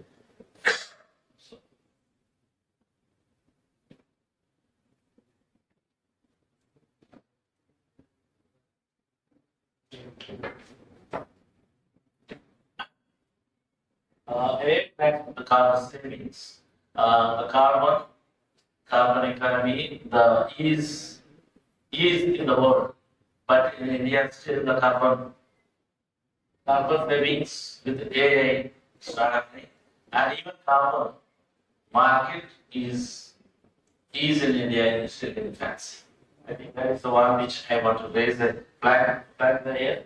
The AI drives carbon savings, and AI of course is of scheduling of solar and wind energy of course somewhere, and the blockchain with AI of course, as I said in the previously, it's not much except one or two commodities. So there, that's where the synergy need to be done. Next. How this impacts these technologies, how it impacts the multiple SDGs, Sustainable Development Goals, and how we need to measure what are the indicators. The first one is enhanced productivity. Enhanced productivity will come then the simple indicator is for the yield per acre or yield per hectare. That can be done. Reduced emissions, if happens, that we can measure from carbon footprint evaluation. And improved resilience to climate change, that can be measured through soil health index. And contribution to the green economy, that of course is the last one. Then the farm income growth can be measured through district level or maybe state level, maybe national level. So that's that's the thing. The indicators are very clearly known. Next. But there are some challenges which all you know and are expected to whatever possible solutions here. Like I upgrade of the green technology. Like if I want to use a biodegradable mulch, as my farmer says, it's very costly. So they go to the cheap one. That is to be done a cheaper, affordable one. And digital divide still in rural places is there. That need to be done. Small order inclusions in commercial chains has to be done. So for that, there are government schemes or incentivization of who are using a green technology has to be done. And of course, public-private partnerships are there. And farmer training programs also be a one kind of a solution. I will tell you more about this. Right? Next slide, please. So implementation strategy, which I thought we can do in this way. Policy support like incentives to the one for the green certified forms. Capacity building, we are in the government, we are doing a capacity building a little bit better. Rural for the services. Infrastructures are increasing, there is not much, but need to be done. Business model. As the last one is very important. Use of pay for use of AI services, sustainability linked loans. Are to be done. That is still not there. That's how I kept it at the bottom of the pyramid. I think that should be done. Next. Oh, these are interesting slides. What I want to come in maybe from Taiwan delegates or maybe from Indian delegates. What is happening? What are the case studies in agriculture where we are got a little success? Like the Sadhu Babu. It is a Telugu word, Sadhu Babu. That is by a digital green company. I think some of the people may be knowing. It is operating in Telangana state with Chile. And it's using soil testing a digital marketplace and getting it to better price, and which is happening in a lower level maybe, but government is not pushing more. Cluster A farming is another part for different types of water and water A, and this is happening in Vidarbha. And in ICR, one of the institute in NRCB, National Research Center Banana at Tirchi, it is doing disease forecasting using an AI and source sampling. And one of the villages, Godavari in Maharashtra, that is the first AI-driven village. I think it was in the news a couple of months back. I think you must have heard. That is one of the village having a full set of operations in AI. That is the first village in India where they use complete AI full stack. Of course, drones and here and there going on, but one company is being more in Odisha. Next slide. There are startups also. Most of these startups, one startup is from outside, and many startups are having startup ecosystem in India is good now. And there you can see the cropping. That's what is doing. Millions of farmers are using their platform to make IoT and weather data. Of course, even in tobacco, we are using a cropping. And we have somehow to not do, not doing so much, but to not do much in Agra. We would like to having negotiations with them. And yes, again, for quality of the produce, against stream. Salam Kishan, of course, for the soil industry, and there are some more for the pesticides, use and pesticide industry. But in this, the cropping, I think the one which we are using and it's being much and many more smart, many more startups are there. Next slide. There are national level. I think this slide I mean all other slides are here, but you can see at the national level there are some programs like Kisan Mitra and National Pest Survey System (NPSS). This is the best program in India launched last year. I think that is having 61 crops. Unfortunately, my own crops like tobacco, chili, turmeric were left. So I was asking them why you left. They say that time there was not much focus on those. But now we have our own system we are doing. But this NPSS is already there. I think in the what is the Play Store, having that app as well as a platform that can be done. And a more crop and weather analytics are there.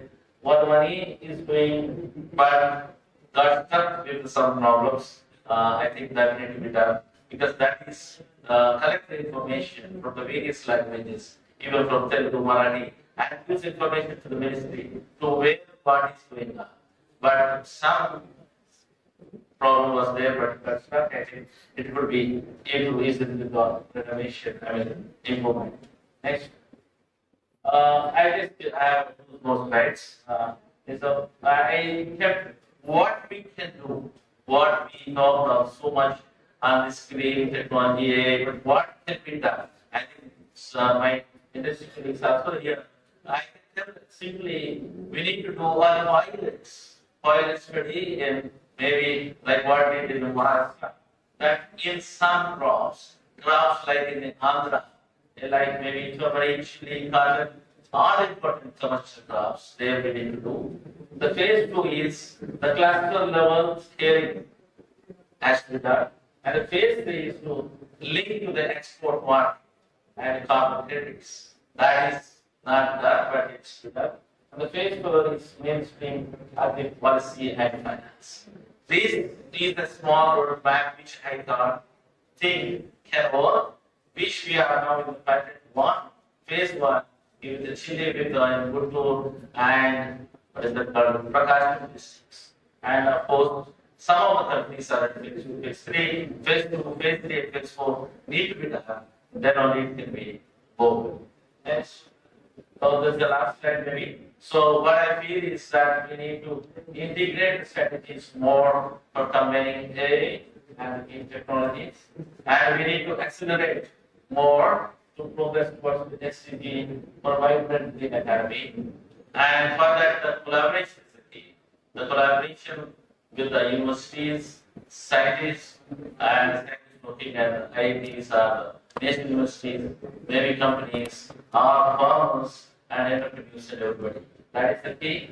So then only agriculture can be a more profitable, more sustainable, more resilient. So the farming is not just growing crops, it is to growing a future. So that's what I want to say. And the lastly, next slide. Yeah, Nirga, what we do, I just want to check over. Nirga is also in the same mission which we are talking. Nirga is nothing but a climate resilient and commercial agriculture, where we're talking these points only. Next slide.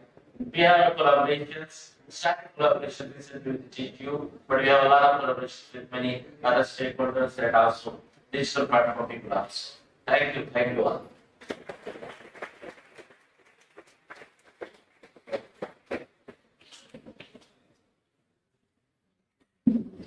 Thank you so much for the nice presentation and giving us insights about what is happening at Rajahmundry.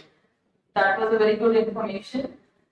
Next, I would like to invite Professor Cheng Sin Tran, Professor and Director, Institute of Medical Science and Technology, National Science University, Taiwan, to address the gathering.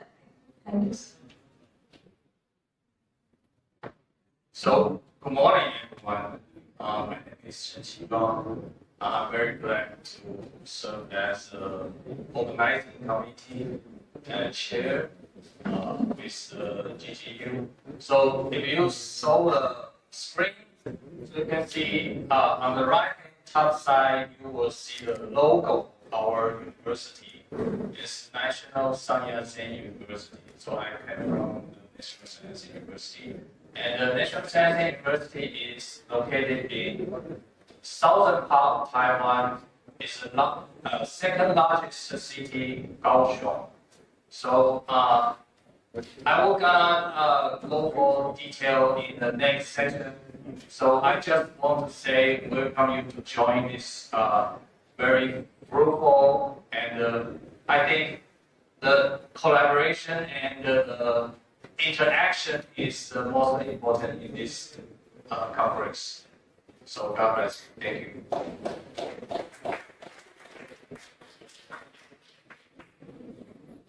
Even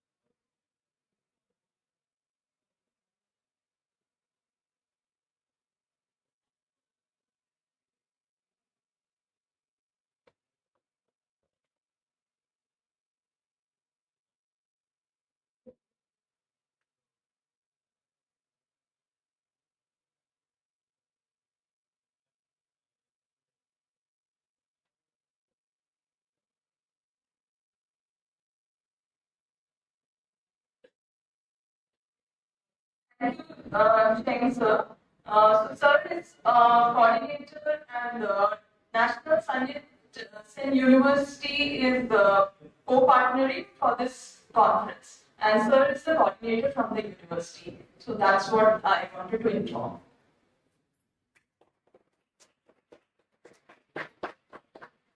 So,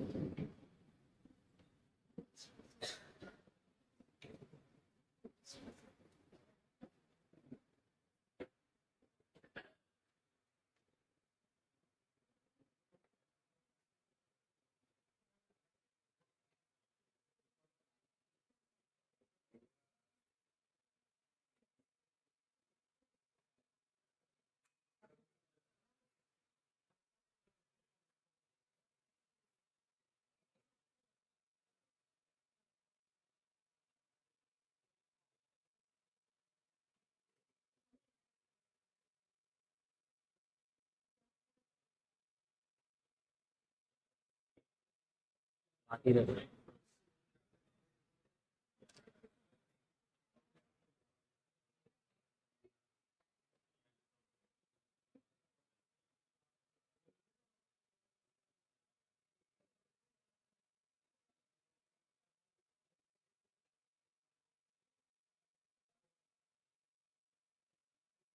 like to invite our registrar, Dr. PMMS Sarma sir, registrar Godavari Global University, to come to the dais for felicitating the guests.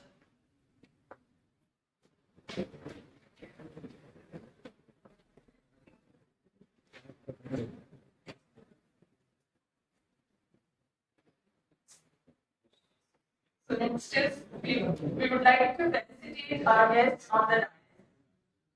So I request our Honorable Chancellor Sir, Vice Chancellor Sir, and Registrar Sir to do the honors. And first felicitate Professor Lamji Yang, Director Science and Technology Division, Taipei Economic and Cultural Center, New Delhi.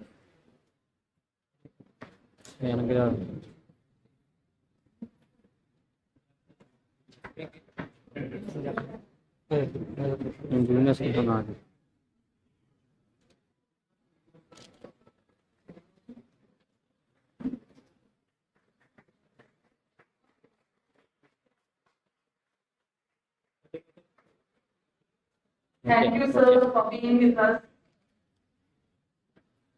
and for the nice presentation.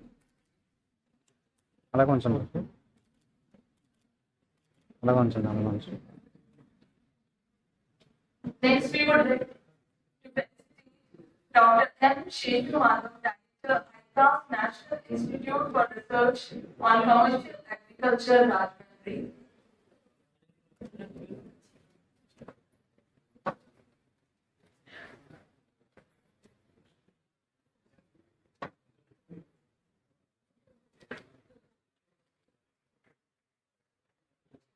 Thank you, sir, for being with us.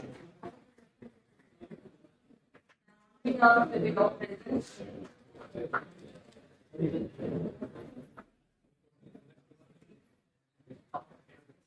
Next, we would like to felicitate Professor Chan Sing Chuan, Professor and Director, Institute of Medical Science and Technology, National Sanjit Sen University, Taiwan.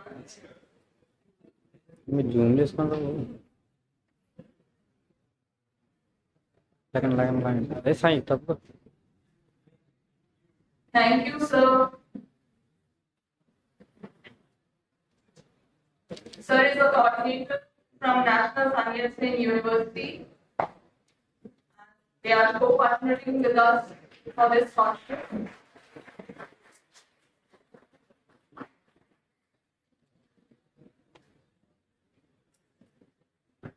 Next, I request all the dignitaries on the dais to join us for the release of the book of abstracts.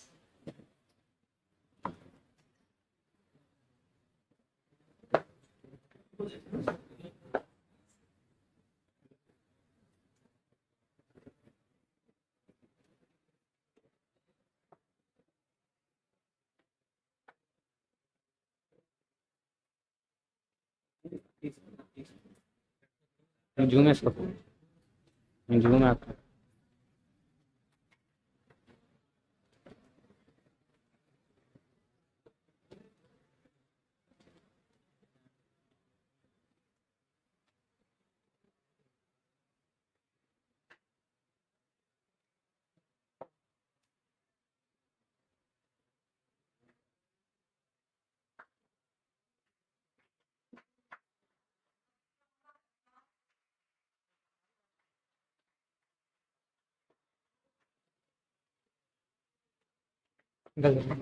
ఒకసారి ఉంది అలా ఉంచండి అలా ఉంచండి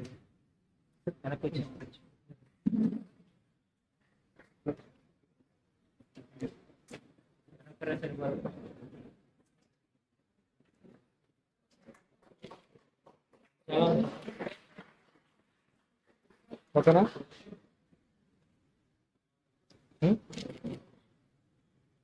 Thank you, sir. With this, we formally conclude the session of the International Conference on Green Economy, SDG, and Green Technologies.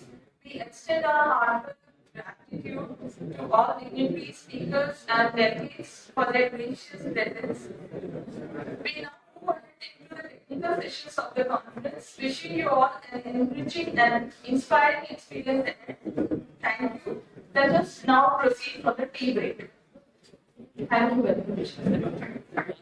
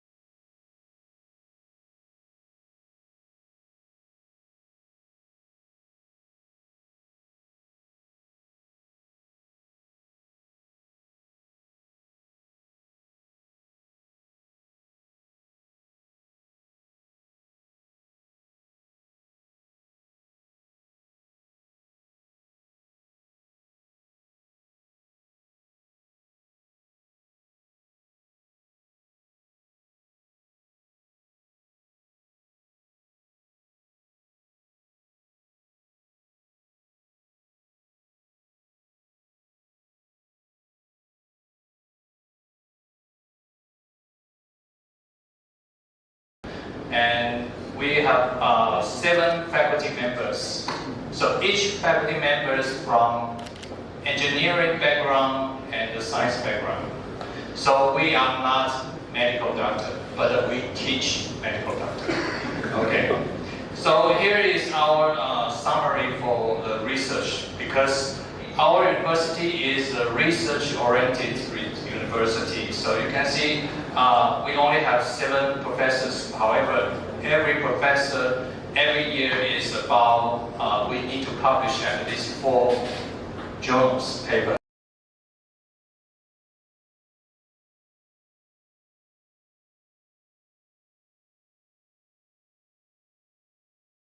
Interested in this field.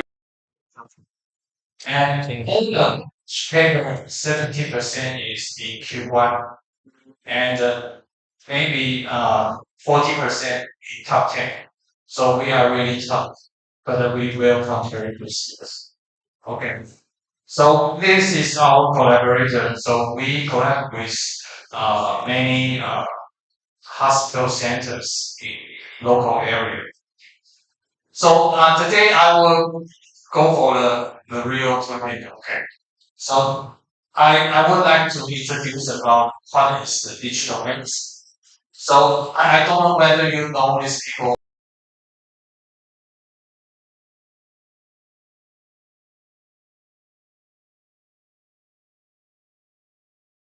In India, so he is the person.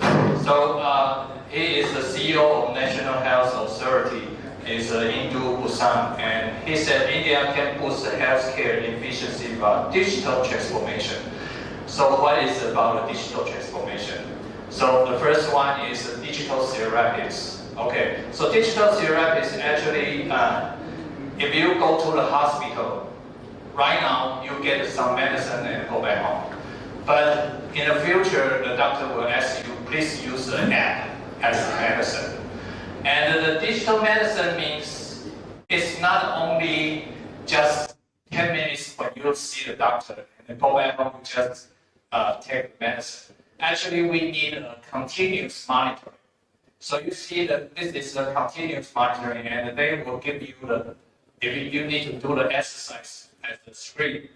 So that's the change the future, because everything is in record. And digital health means we gonna build up digital twins in a hospital. That means everything, your lifestyle, what you eat, and your vital sign will build up in your personalized health data. In the future, we're gonna take this data to make advance to prevent your disease.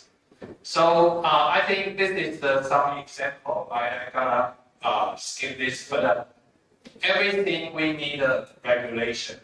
So you can like pass the FDA approved. Okay. So this is the scope. So the biggest scope is digital health. So I think Taiwan is not only the semiconductor. The second we try to focus on the industry is the digital health.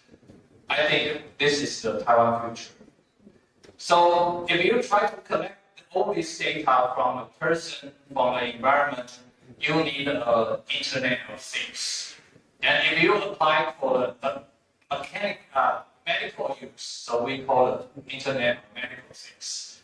So you can use the wearable sensor, point of care, and smart healthcare to get the external environmental. I need to know what's the weather, what kind of air you're breathing, what kind of water you drink, and do you have very good sleep? Do you doing exercise every day? So this kind of things. Okay. So the challenge for these sensors actually is quite a lot. But in our lab, we try to make the wearable device is not like this. It's a watch, right? So everything is very hot. But in our lab, we try to do everything is soft and it can be attached to your skin. And we also doing some point of care, so you can do your urine test at home. And the final part is health care, smart health care. So we do the AI. Okay. So my lab name is Micro and Nano Sensing Technology Lab, which means we use micro and nano technology to enhance the sensing sensitivity.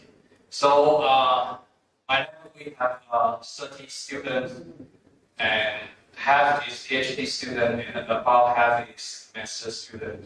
So we divided by 3 groups. One is physical sensors, another one is biosensors, and the last part is smart healthcare. So in our group, we have 3 research groups. So first one, I would very quickly to patch down. Okay, so if you guys would like to ask me questions, please after this session. So patch type strength sensor. So the background actually is when we have COVID, and every in the hospital you cannot breathe, blow anything. But however, we need to know the lung function. So we have doctors developing a patch type sensor. You just attach to your chest and stomach between these two, and then we can measure the volume, the capacity of your lung. Okay. So the fabrication process is quite chemical in the materials. So we use 1D silver nanowire material and a 2D maxine material and mix with the PU material. So one is not a conductive polymer and become conductive. And when you stretch it, the resistance will change. So that's why we call it strength sensor. So we just patch on the chest, and we developing the real circuit and the interface of a computer, and we can detect the volume of your lung capacity. And we compare to the spirometer, it's 95% correct. Okay. And further on, we also try to use this sensor to differentiate different patterns in your breathing. So you breathe very quickly, normal breathing, or you stop breathing. So right now we try to use this technology for the Alzheimer's patient. Is when you're sleeping, we try to monitor your breathing. And we use this sensor for the mouse, and it's anesthesia label. We found a different label, they have different breathing rate. So that means in operation, in the surgery, we use this type sensor, then we know the anesthesia label. And we also apply this sensor for the swallow test, swallow function. And you can see we collect data from the stroke people in the hospital, and we can to build up the model, stimulate the swallow function by the sensor evaluation. So this is the digital transformation, because usually when you do the scaling, it's by man, it's not a digital data.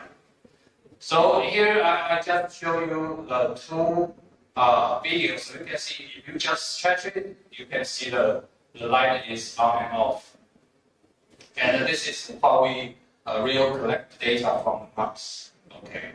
So the second one is ion skin. So now I think the robot is very hot topic, and how to use the ion skin as a human skin.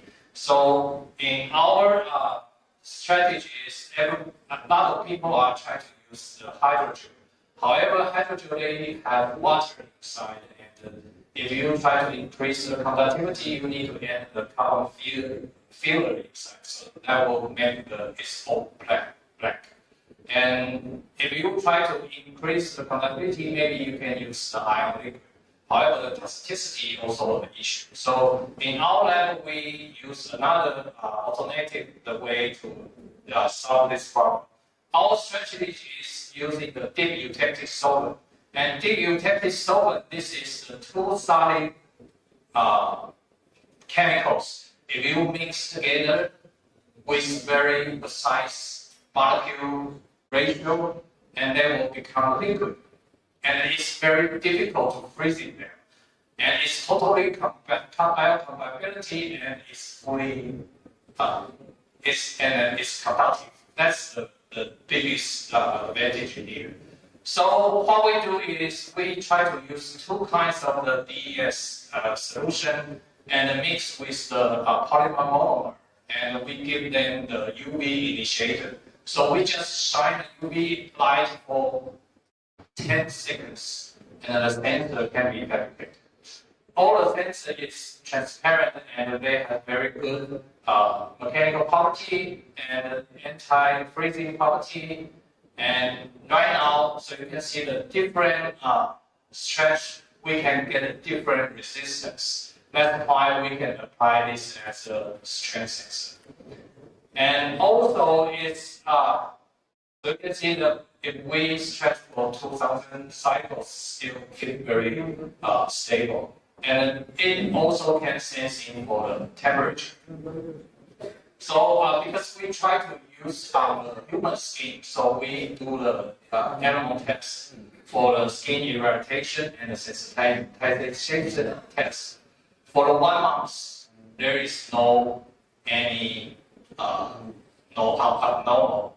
And we already apply for the human motion test. So when you do the exercise, we can get how many angles you can do, how much you can push. So this is total digital transformation. Okay, and so you can see we just use one sensor, then we can get two vital signs like breathing and heartbeat.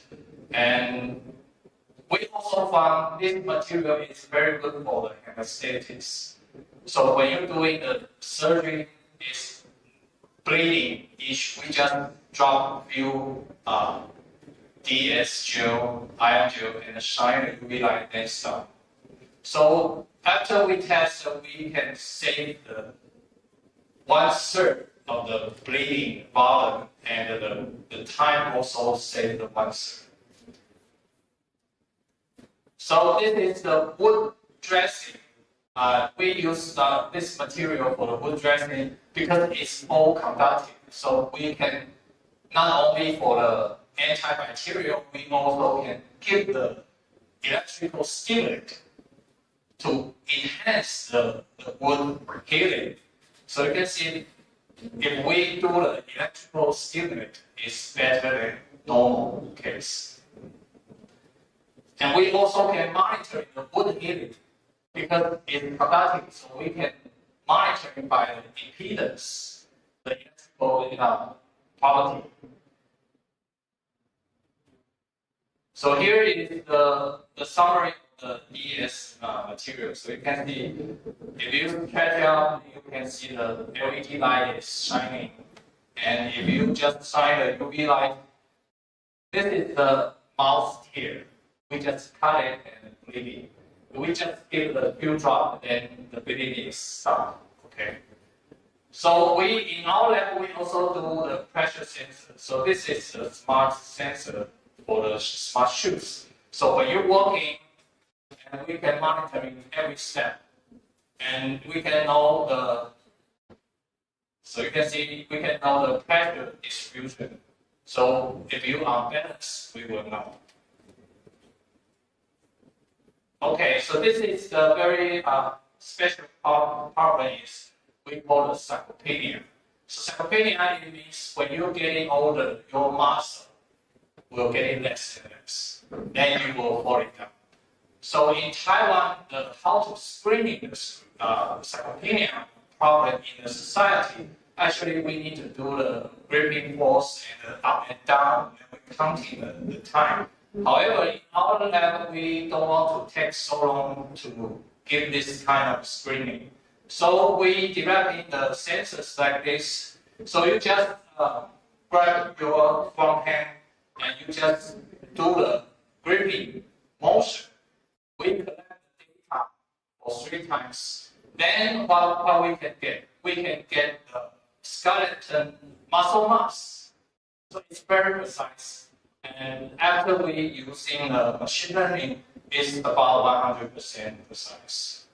So the second group is biosensor group.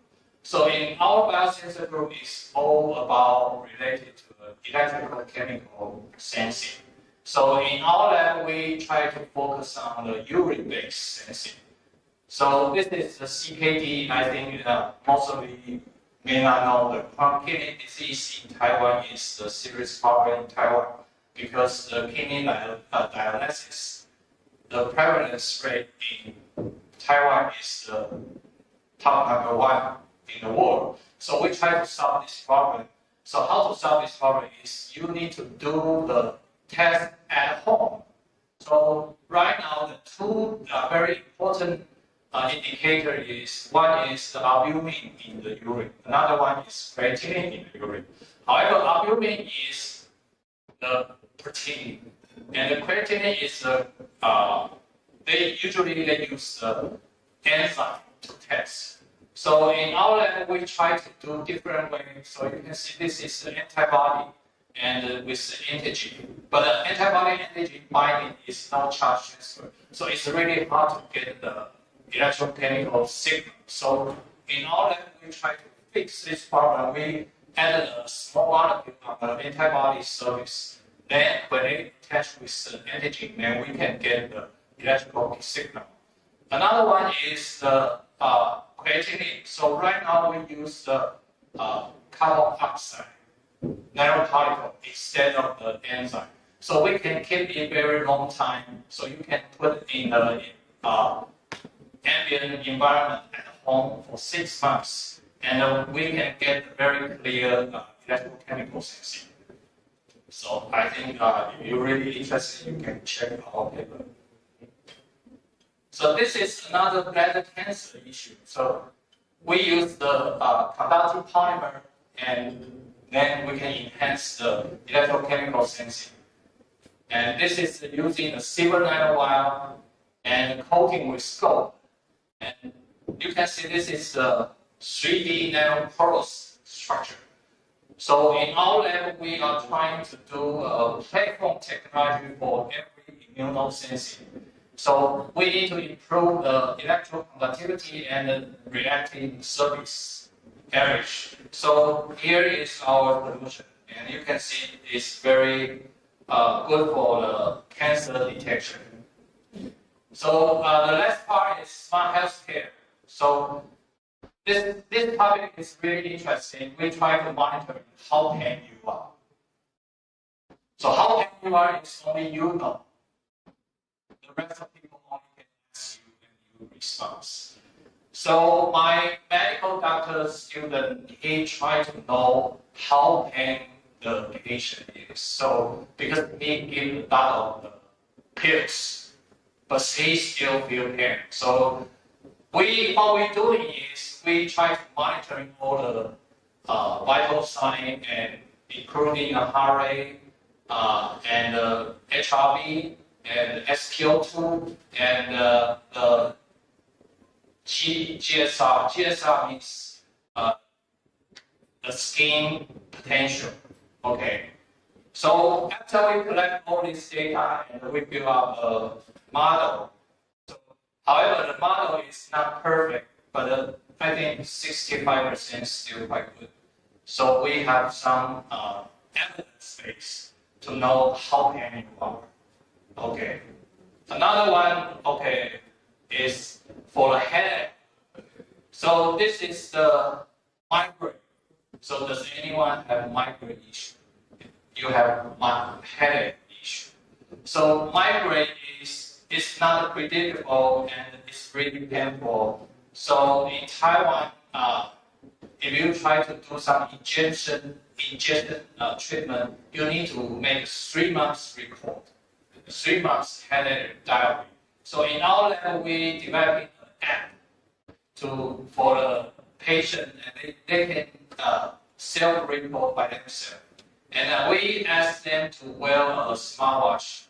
So we monitoring every sleeping condition, how many steps he walk every day, and the heart rate and the blood pressure.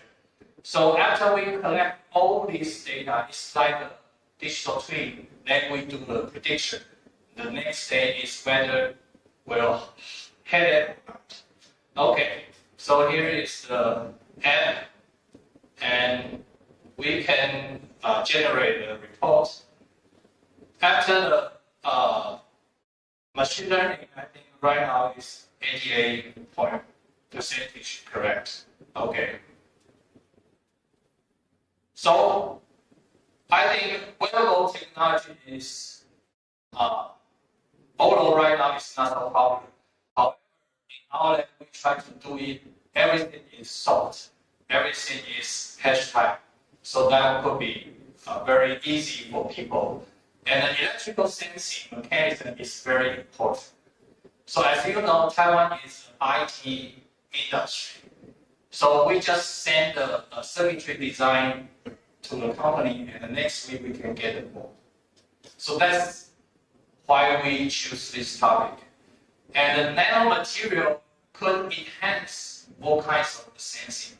So that's why in our lab we are doing electrical sensing and the nanomaterial. So this is final part, and I think this is very important because that's why I'm here. Because we are welcome you to come to our university for PhD or master degree. So you can see this is a requirement. The apply is, the next time is March 13th for the course year. And we're gonna apply for first 3-year scholarship, so you don't have to worry about that. The living expense and the tuition fee is also waived. Okay. So here is our my graduate from my lab India student. So he is my first India student right now. He already been an associate professor in Taiwan University. And these two are India students and already graduated from our lab. Right now, he is a postdoc research fellow in the National Healthcare Research. And Amy, actually, he is a product manager in a private company. So it's very easy to find a job when you graduate. And welcome you all. Thank you.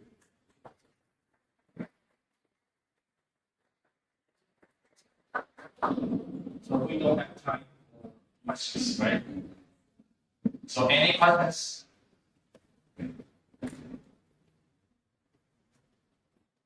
Okay, I will be here in this day. If you have questions, please come to me. Thank you.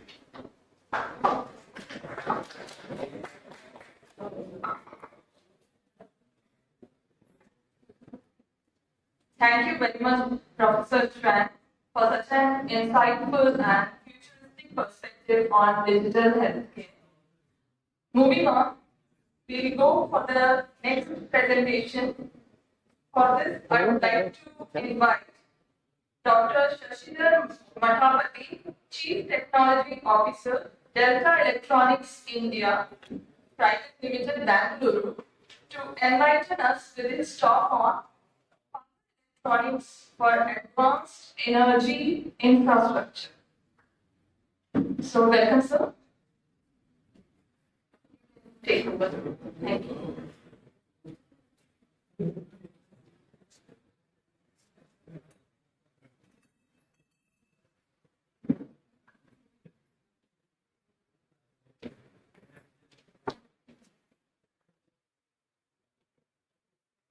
Good afternoon to everyone. Myself Shashidhar. I'm from Delta Electronics, and I'm responsible for running the R&D organization in our Bangalore office.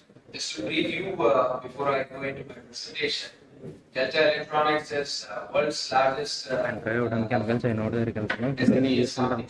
power supply companies, and we are world's #1 since 50 years now.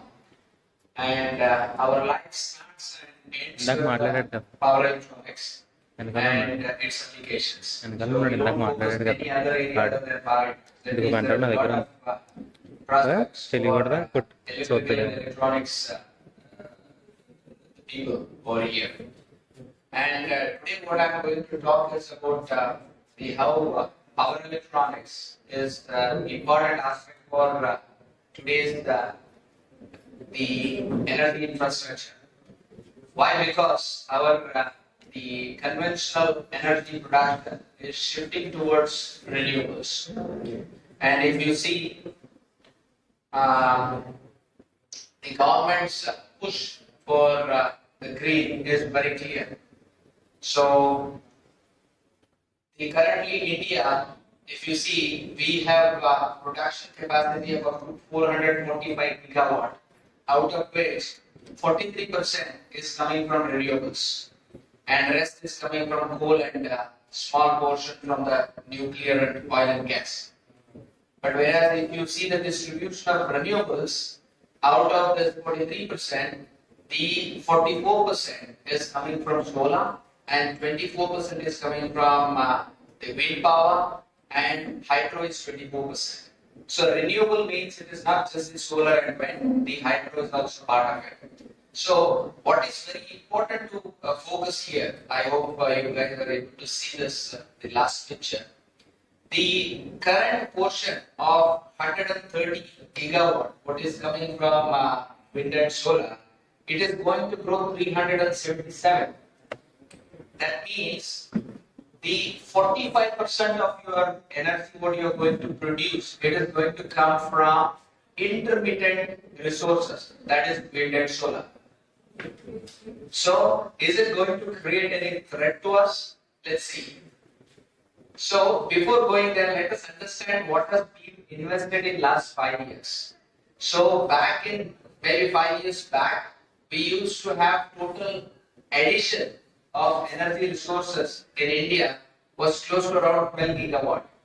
And today, if you see, on an average, we are adding 26 gigawatt. I mean, this year, I think 24, 25, I think it's much higher than this 34 gigawatt or something. Out of which major portion is coming from the intermittent sources, solar and wind.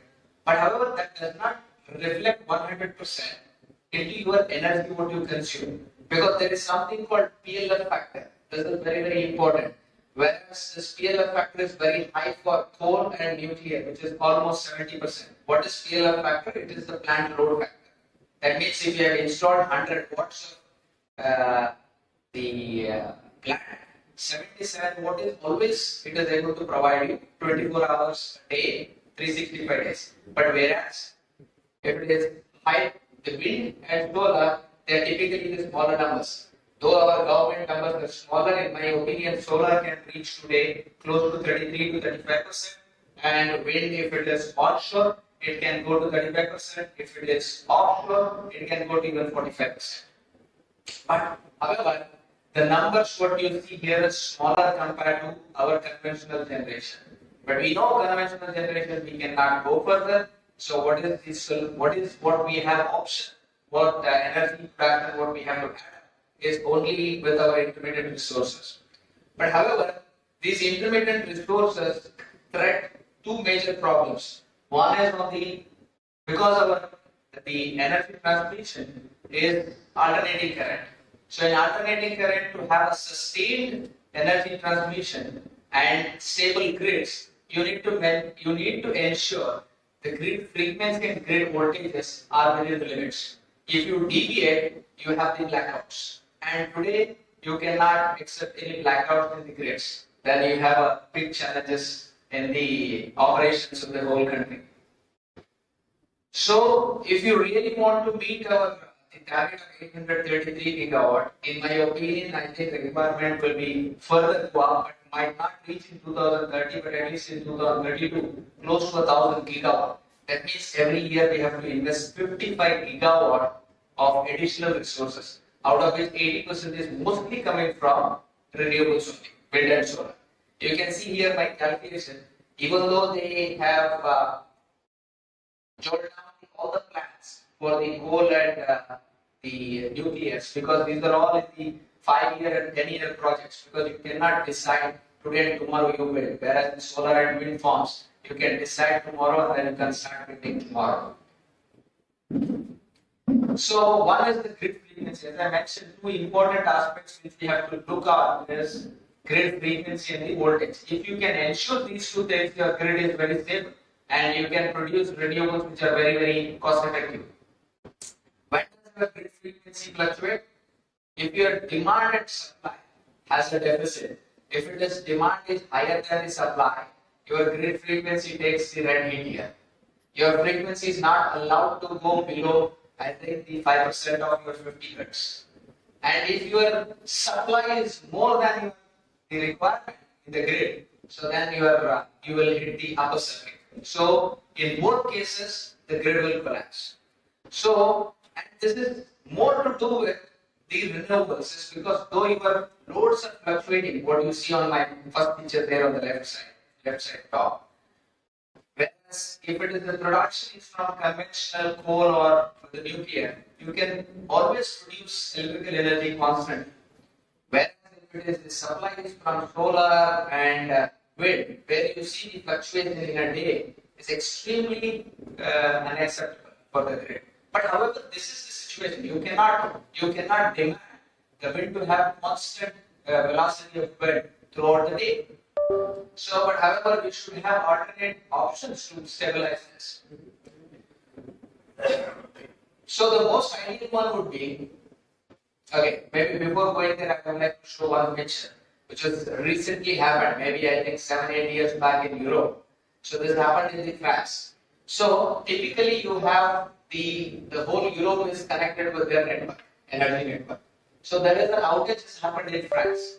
So what happens? There is actually a deficit in the power which goes down here. And due to this reason, so your frequency starts actually falling down with this flow, what we call inertia. What is this inertia is? You have all the generating plants with the rotating masses.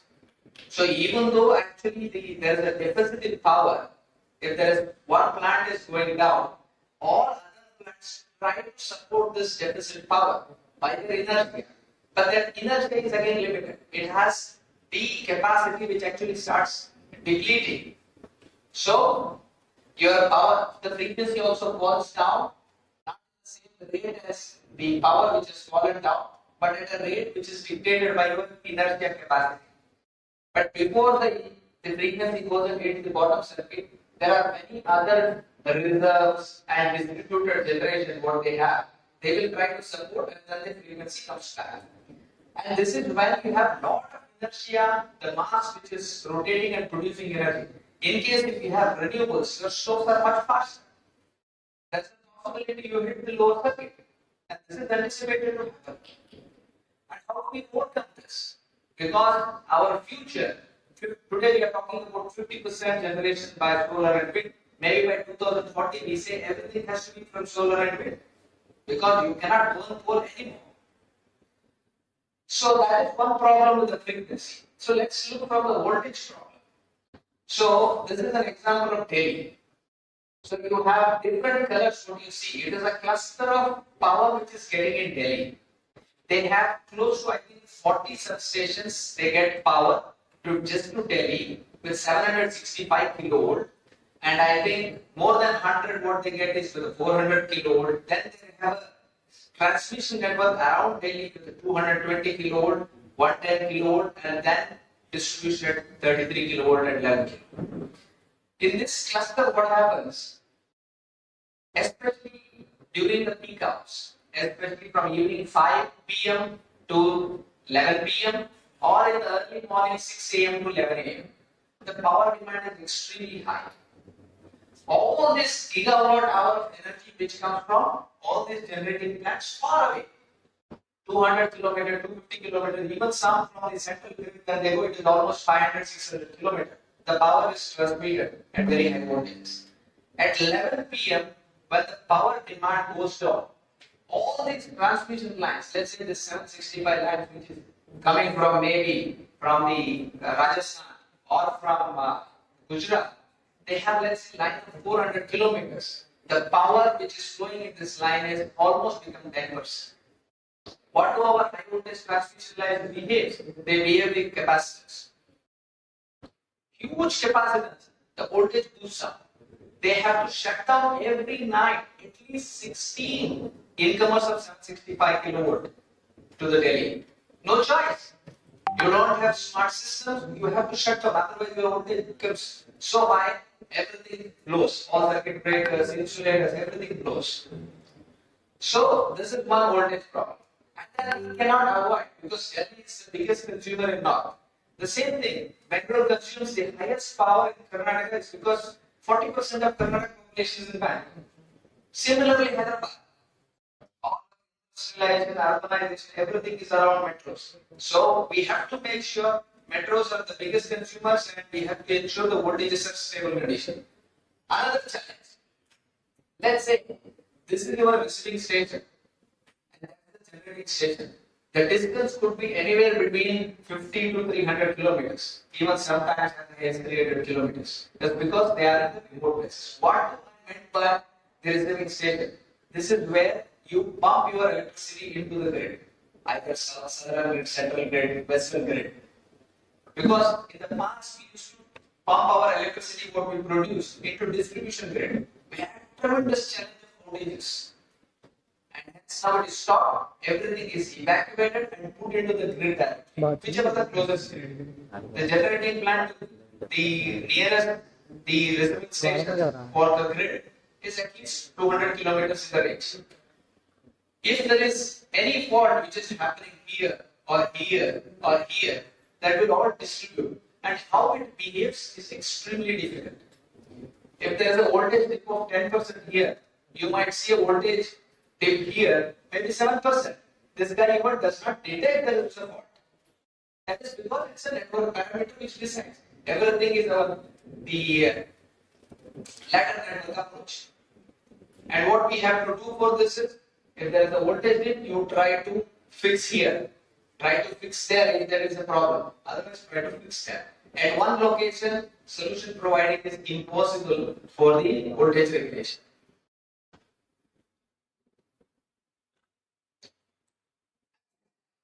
Let's say in 4 years, 100 gigawatt is what we add up as wind and 277 gigawatt as adding up as the solar. And these are certain things what we are able to meet and what we are able to not meet. I think most of them I have covered, but very important to deal is the inertia, what is required. The wind power is still unaltered because wind power is still, it is a rotating mass. Whereas solar has no rotating mass, that means inertia is literally zero. The more the solar you add, more the inertial problem will come up. But you have many other ways to overcome this problem. Let's say typically today all renewable generations are like this. Either you have solar or wind, then you have a power electronics to process this power. There is power electronics always. And then you pump into the distribution voltage up to 1000 volt AC. And then you step into 33 kilovolt and from there you go to high voltage. The generation is intermittent, which is not good for the grid. In order to make it smoother, you typically what is expected is this. They don't like the very high frequency generation. They would like to have a smoother one because if you expect something very constant, that is far from your dream because you can't do that because buffer required is very, very high. So investment becomes extremely high. Hence the grid says, you give me a better one, smoother one. And to do this, you need a lot of energy storage products. Good business for power electronics and electrical engineers. How do we do this? Because this battery can act as a buffer. It can sink if there is a power is higher and source the power when it is lower. And these kind of functionalities, smoothing, firming, energy shifting, and frequency control, these are the few of the control aspects of energy storage systems which can help us to make our grid more stable. But however, because if you say all the government, all the energy producers say, no, I only pay for this, I don't pay for this, nobody will be able to do that because the cost of the system is also equally high. So there has to be a policy to support this. I think government has already, I think from 25 onwards, any solar plant or wind farm, if you want to make it, 10% or 2 hours of backup has to be coming from the battery. So that way policy is already in place. They started doing it. So this will definitely help our systems to have better the inertia. Maybe this is not very interesting. Only the gist of this slide is, if in India we have not harvested anything offshore wind turbines. Offshore means you go into the sea to install wind turbines, and it has its own advantages and also disadvantages. In India today, if you see, we don't have especially the construction equipments to go into the sea and construct this kind of turbines. Either you have to depend more on European or Chinese companies to do this. But however, if you do that, the wind is very laminar in the sea, and you can produce your PLF factors can go as high as 45% here. And what I'm trying to say here is how the power electronics can help. Because from the coast, when you go into the offshore, this could be as high as sometimes 75 kilometers. If you bring power 75 kilometers under sea, these cables becomes big, either big capacitors or big inductors. In AC network, when you transmit, you have always these fundamental problems. One, frequency and voltage problems. And if you don't control both of them, you cannot transmit the energy efficiently. So, in order to stabilize, there is a big power electronics equipment which you have to install here, what we call static burst generators, which helps to regulate your voltages and then pump flexible AC into the grid. But however, the most easiest and reliable is go for the HVDCs, make HVDC of maybe 100 kilovolt to 400 kilovolt, depending on the power, and then convert back to AC and pump into the grid. Because our networks are going to be AC, it will not change at least next 15-20 years because it has its own advantages for HVDC. But in the short term, the power transmission, they all play very, very important and vital roles. And when it comes to the solar generation, think smartly how we can make these solar generators are more civilized on our grids and also economical. So though if you see back into 10 years back, you see all power generation has started booming in the early 2010s. So 2011 you see even 100 kilowatt was considered to be a central inverter, and it went all the way up to 3 megawatt, all the way to 5 megawatt. Now again, back in this area, 1 megawatt is what is the modular system, what they say. And this is typically the power electronics technology what they use. They are as efficient as 99%. But still, they use the transformer and switchgears as the standard equipment. But if you see countries like Europe and America, they forgot how to even manufacture transformers. In those countries, if they want to become Atmanirbhar, it is impossible. Because these conventional transformers needs lot of material, lot of copper and aluminium, and manpower also. Those countries which are now forgotten, they have to depend only on India and China. And in case if they want to become independent, the power electronics can help them. So instead of having the low voltage AC and then from there high voltage AC and then distribution, you can integrate everything in the what we call it as solid state transformer based technology. These are actually the application of power electronics. So if you see, these are all what we do today. Maybe it is in some places it is relevant and some places it is not still relevant. In India, if I want to do this, it does not work out because they say transformer is so cheap. I have so many transformer vendors here and then they can supply. And another important thing is how do we stabilize the voltage? I told you the voltage is a very important aspect. So this is where I need to pump my whatever the generation I do. It has many steps. So here you generate maybe at 690 volt and which you make to 33 kilovolt. From there you bring it to 220 kilovolt. Then again some 100 kilometers you pump into the network. So what happens in doing so, the voltage, the fluctuations can actually collapse the grids. So let's say there is a voltage dip of 10% here. You will not see the same voltage dip at the generating plant. So in generating plants, if the voltages are not within the norm, they disconnect. They say grid is not good, I am not going to pump. So that the investor loses a lot of money. In order to stabilize, now the government is working out in every network they have to invest these all the voltage stabilizing equipment. This again actually belongs to power electronics. There is a lot of business for power electronics. And along with this, see what I talked about is all the generating plants. I also say in order to help the grids, loads also have to be civilized. The loads what we use on the grid.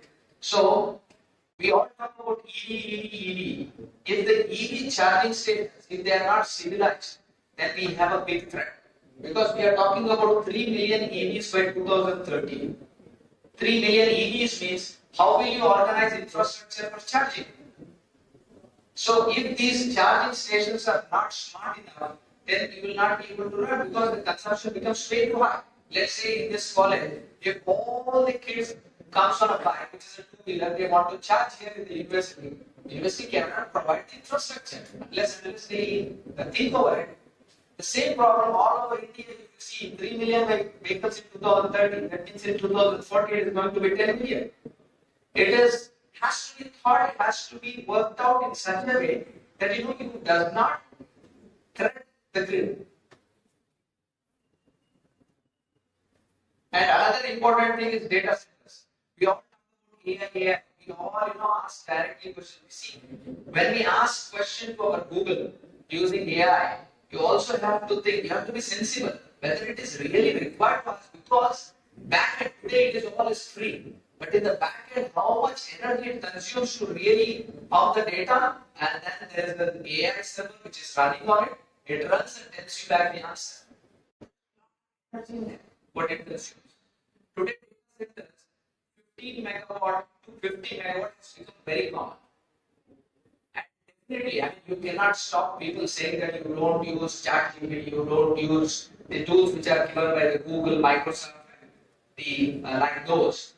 So today's architectures are like this, where you have AC, then AC to DC, AC to DC, and so many conversions.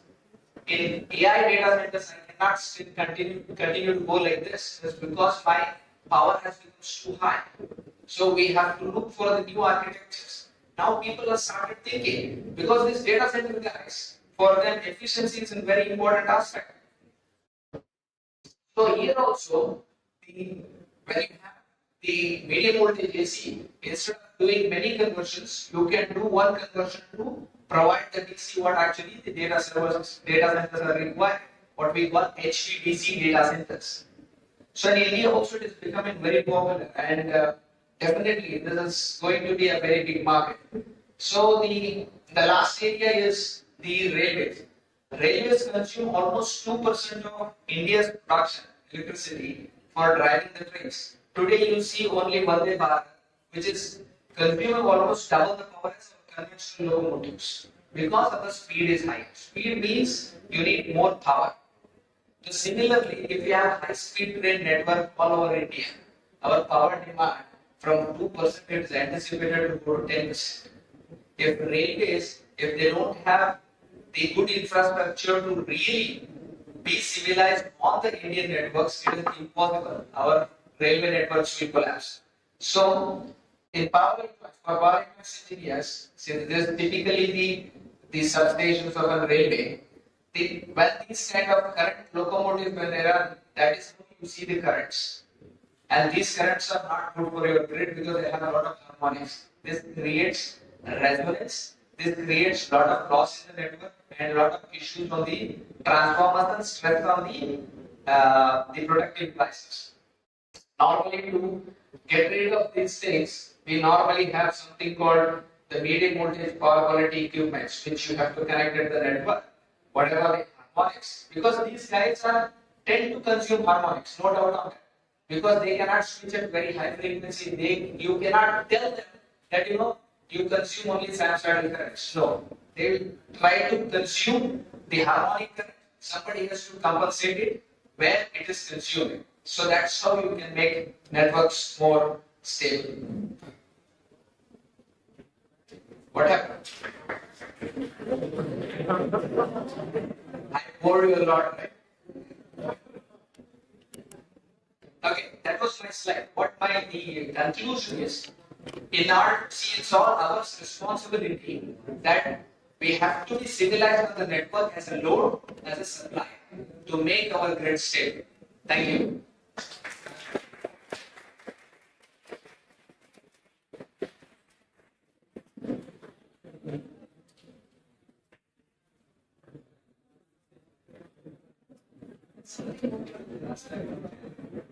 I have one question.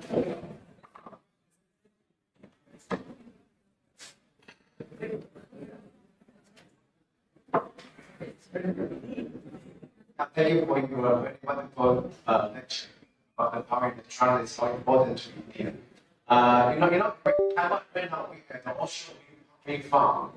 In Taiwan, we have offshore wind farm. We have experience, but maybe not very successful, just on the way. I understand in India there are two Gulf actually other planning and the offshore wind farm, right? In the Gulf, in Gujarat and Tamil Nadu, there's no planning about the offshore wind farm. Is there any possible in the future Taiwan can help cooperate with? So we are also very strong at wind power. So for example, every year we manufacture close to 1.7 gigawatt of wind power converters. Okay. So far we have not got any order which is actually go offshore. So far it is all onshore in the neighborhood of 3 megawatt to 5 megawatt systems. But onshore or the offshore projects are still in the nascent stage. Most probably by end of this year we will have the clarity. Okay. Because it's a tendering is done by the government because it's all the government water.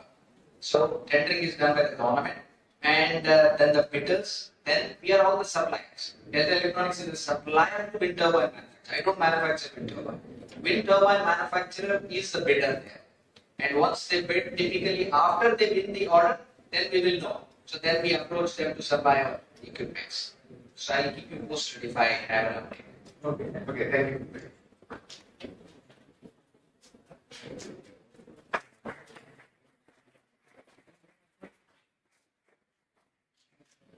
Thank you, Shashidhar sir, for such cutting-edge insights on energy technology. I now request our session chair to kindly felicitate the speaker.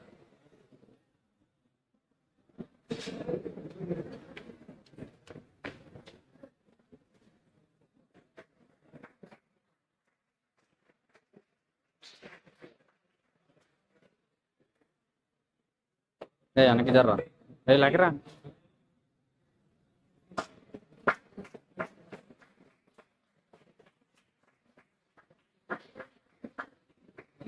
As Shashidhar sir wants to go, he is having some other commitments. So for the next speaker, we would like to do the felicitation first and then the talk. So I would like to invite Professor Ann Van, Distinguished Professor, Institute of Applied Mechanics, National Taiwan University, Taiwan, for the felicitation first and talk next.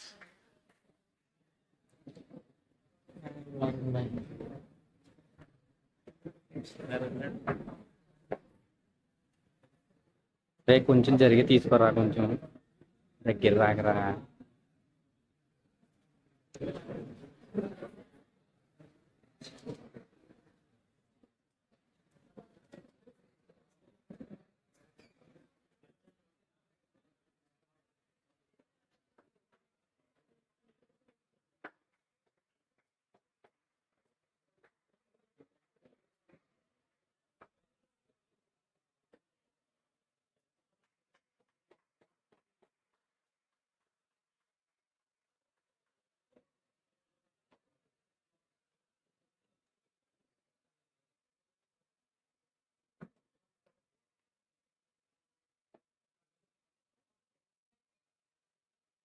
Thank you, Station Madhav sir, for being the session chair. Next, I would request Professor Ann Van sir to come and deliver the talk on from basic research of drop dynamics to applications of microfluidics and sustainable technology. this will be the last part of this session. After that, we'll be going for lunch, and the next section I'll be announcing now.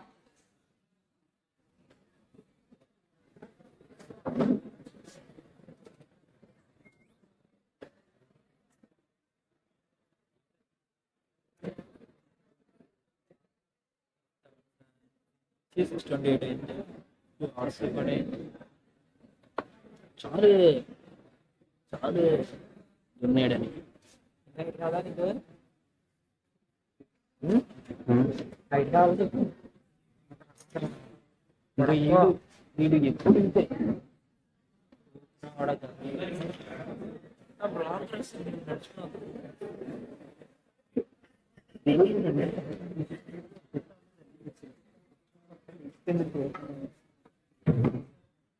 Hello.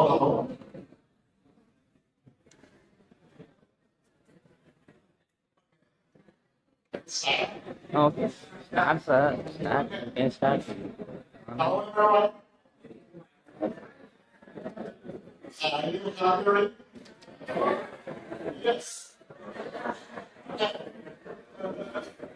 I was supposed to finish my talk 1 hour before.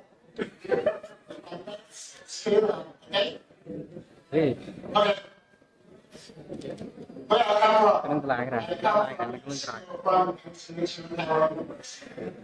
It's already 41 years anniversary. We have a publication center in Taiwan, okay? And NTU is in North Taiwan, okay? And it's me, okay, you can survey the website. Okay, I don't say anything about it. And what we are doing in our lab, it will be a little bit interesting for you. Okay? And one is the thermal flow control. Because we are mechanics, and mechanics is a very important, it's a mother of the engineering technology and knowledge. And so we are trying to use the flow control because you need to know the mechanics and then you can control. Okay? So we focus on the flow control and we are also focusing on microfluidics planning because now we want to save energy. So we need to make things smaller and smaller, and this is one part of this. And so, based on these two basic knowledges, we can make the advanced platform for applications, for different kinds of applications, because mechanics is mother knowledge of all engineering applications. Okay? So I'm focusing on this from 12 dynamics. 12 dynamics, if you have a drop impact onto a surface, you have two kinds of surface. One kind is dry surface. One kind is the liquid, very liquid surface. You have different sequence in your life. You can see the drop impact surface, the drop can bounce or the drop can spray, and then if energy is large enough, then you have splash, beautiful splash. Okay. And here you see if you drop impact on the liquid, and the drop can also floating on the liquid surface, and drop can bouncing also, like in the liquid, in the solid, and the drop can collapses and into the liquid, or energy enough, large enough, you can have also fraction, and you can, because of the chrome, come back and generate the central jet. This is every day you have experience. And the liquid could be also become solid. As you can see here, this is the drop impact on the liquid. And this is the solid on the solid. And phenomena are the same. As you can see here, astronomy physics. Here is the sun. small point only. Okay? So if you can see, if the material physics, you see, you make a simple character just by the similar as what we have here by drop impact. Okay? And of course, you can also have complex character because you have the central jet. So you can see how important is mechanics that can apply to different kinds of science. Okay. So this is a first special India visitor to our institute. This is Professor Gautam Business. Okay. I think many of you know him. Right? Okay.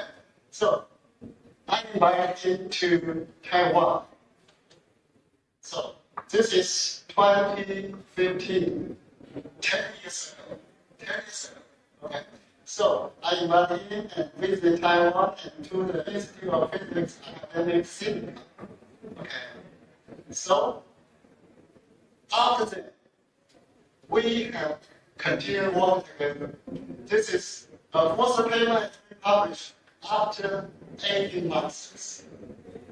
Professor physics are so efficient. I think also most of you are also very efficient because you come from India. Indians very efficient people, work very hard. Okay?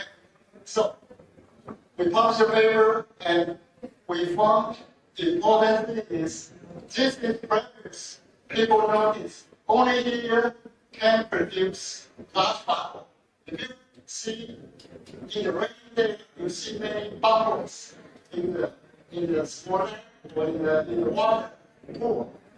And people say this is not important because the distribution is so small. But this is not the case. Based on this paper, so big is a region you can find. Okay, so this is important for us to study the mechanics. Okay, so after 25 months, I got a chance to visit India, the first experience to visit India. Okay, this is my slide bio. This is a professional for the medical training and so on. Okay. So this is one I got a chance to in the section industry applications of microphonics and analogy. And very honored is I speak also with an language representative from the US. And by the chance, I took the chance, but because the bus is in Mumbai, and Professor Biswas knows I visited in India, so he invited me to come to the Guwahati. Okay. So at the time I noticed, very interesting, normally in Taiwan we do not have such kind of service before the lecture. So this is typical Indian style, right? Okay. So people can enjoy. I do not really enjoy before the lecture. And I took some food. Okay. So you see here, it's quite good. So, how lucky you are, right? We do not have such kind of in Taiwan. If you join the seminar, you can enjoy some food. Okay. So also, now it's very interesting. In India, people control the program. After 1 minute, resolution. Okay? So precisely, although you can shift it, right? So you have ceremony, the long ceremony, the brown flower. Okay? So this is 打毛线呀。in Assam. Okay? So you have a very formal introduction to the speaker, and then you can start your talk. Okay, this is very, very important, typical India. Okay? So what I share with you, okay, I think this is also useful for you because mechanics is very practical and also basic. As you can see, here, if you make experiments in your lab, if you're using water, for instance, you have water in your tank, then you very normally notice bright spot caused by the meniscus. Okay? And the reason is because you have light, you have meniscus, this is your content, this is your tank wall.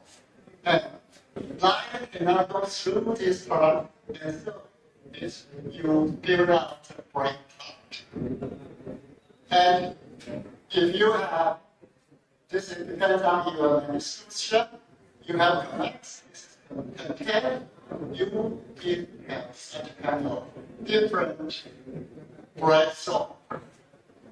But for mechanics, if you concentrate your work, you can get this one. The interference disappears without any surface treatment on the wall. A lot of people using a lot of efforts to improve the work, but if you know the mechanics, if you know how to apply it, you can get perfect without interference.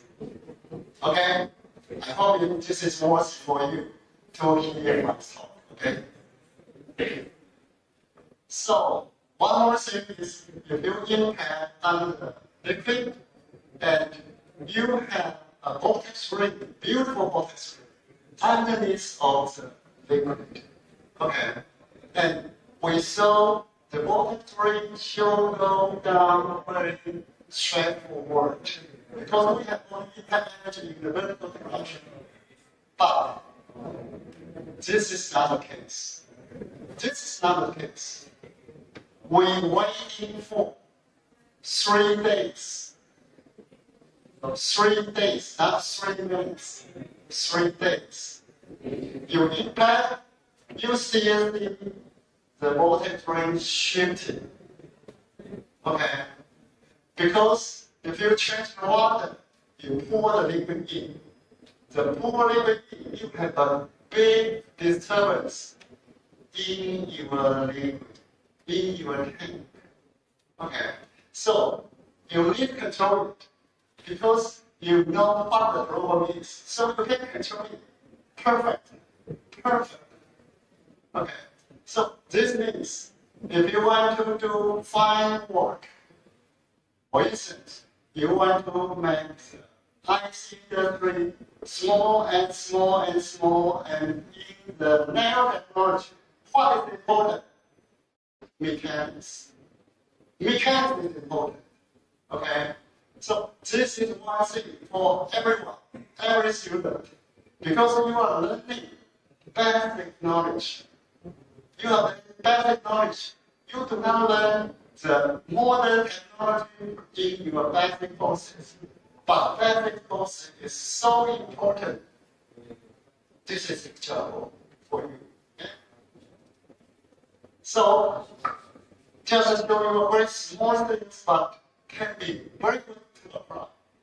Okay, so you see here, when the straw comes down, and you have a secondary straw, we call it secondary straw. If you generate it by the increasing the weight of the pendant straw, we call it, you are unavoidable, you have a secondary straw.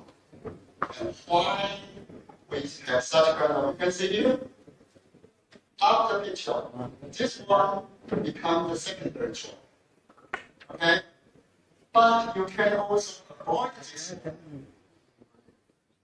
This is the special for those. And you can just put a small pin inside. And you can see here, we do not have any secondary drop anymore. Okay?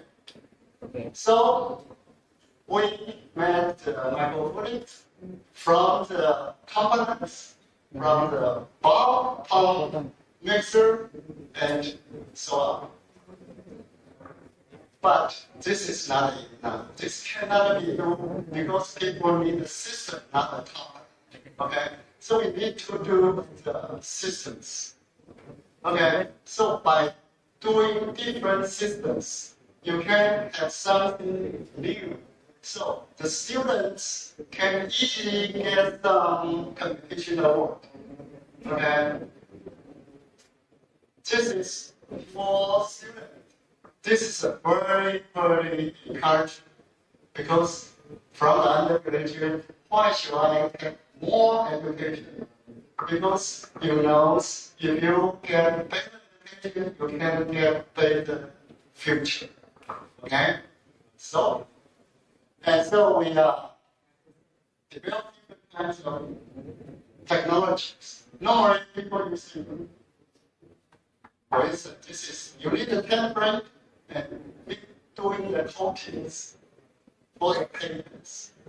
But it always consuming a lot of material. We want to have sustainable. So we want to develop templates. Without temp, we can change the temp immediately. Okay? So this is what we are doing. Okay? So we develop, for instance, we want to have different patterns, then we could change by controlling our liquid inside of our product system. Okay, so you can see here, this is one thing we developed. We're using the liquid and gas, and we're using the gas within the coater, we control the paper. And so it comes out and air lift the coating systems. So all the paper left atoms. Okay, so this is what we did. Okay, but this is not only you can do it. You need to also monitor it. Okay, so you need to monitor the time, and you see how the bubble is, how is the droplet size, and each time you can know how it comes out. Okay, so you can see not only you measure that, you need also synchronize because you have so many channels. Okay, so this is what we did. Okay, so here is more efficient. Okay, because you do everything together. Here is after the top, you're receiving the metal, yeah, and the gift, and so you have so many things if you attend India. So you might need to prepare a bigger package if you visit. I do not know. I thought if you visit IIT, you need a bigger package. But now I know if you visit India, inclusive the TGU, you need also a big package. Okay, so 40 months, we published now very efficient. So, for Taiwanese professors, you should be encouraged if you work with Indian professors. They are very efficient. Okay, so this is something here, as you can see, this is the first time the student here, but he has become the professor. First, the time passed very fast. Okay. So now come to the last part is we start to have the cooperation project for 3 years. Okay. So this is Professor and Professor resources, the OPI. Okay. And we are trying to, because we have two dynamics, so we are trying to make the draw can generate electricity, then generate light. So it will be a very good green energy source. Okay. So this is the first year. Okay, thanks for the offer from Godavari. I also visit the most famous India. Okay. So this is I also visit IIT campus. Okay. And this is very long possibility in the IIT campus interact with different professors. And I also encourage the young professors join me in the project. And I think this is also professor here. Yeah, just get the talk here, very interactive and informative interactions. Okay. And recently we also get application for continuing cooperation. Okay. So I think this is a very rich cooperation with Indian group here, and I also very thankful for that. And we are continuing to do it because we have drop impact here, but we can't shift here because the snow from the hail. This is a solid part, and how it's a free falling solid. So we starting to increasing analyze the falling patterns because we are mechanics. We want to link mechanics to the applications and see for the falling, they are patterns. Although we have different, you have a different shape, the snowflake tile, but we believe, because we are still doing, we believe they are very clear patterns. So if you are interested, you may join in such kind of very interesting scientific research. Okay. And this is another one. Friction is very consuming energy. You all right, you all understand. And you can see how to measure the friction force between liquid and solid. Okay. As you can see here, you all learn the solid friction, solid liquid and solid on the solid surface. You need to overcome the dynamic force and then jump to the dynamic force, dynamic friction. And for the liquid solid surface, you have signal. You have signal. Okay, so you got it. So, but you see, this is a very precision. This is a very precision instrument. But this is different people using the same liquid, same size, same surface. But I don't know whether you can see this. How different. This is the factor 2. You're using an instrument, but you get so big difference. So this means for the precision measurement, you need to refocus on this. Okay, this is how we are doing. Okay, but I don't think I will skip this. This is we are trying to commercialize what we developed for the standing of the cell. Okay. So concluding remarks. The India and Taiwan cooperation will continue growth. I believe. Okay. And we all have enjoyed this activity with joy. We also enjoy its sustainable development in the future. Okay. I think this is my last slide. And thank you very much. Sorry for your hungry ear.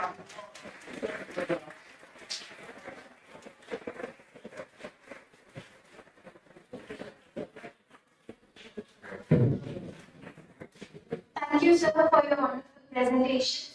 I request everyone to proceed for lunch and kindly regroup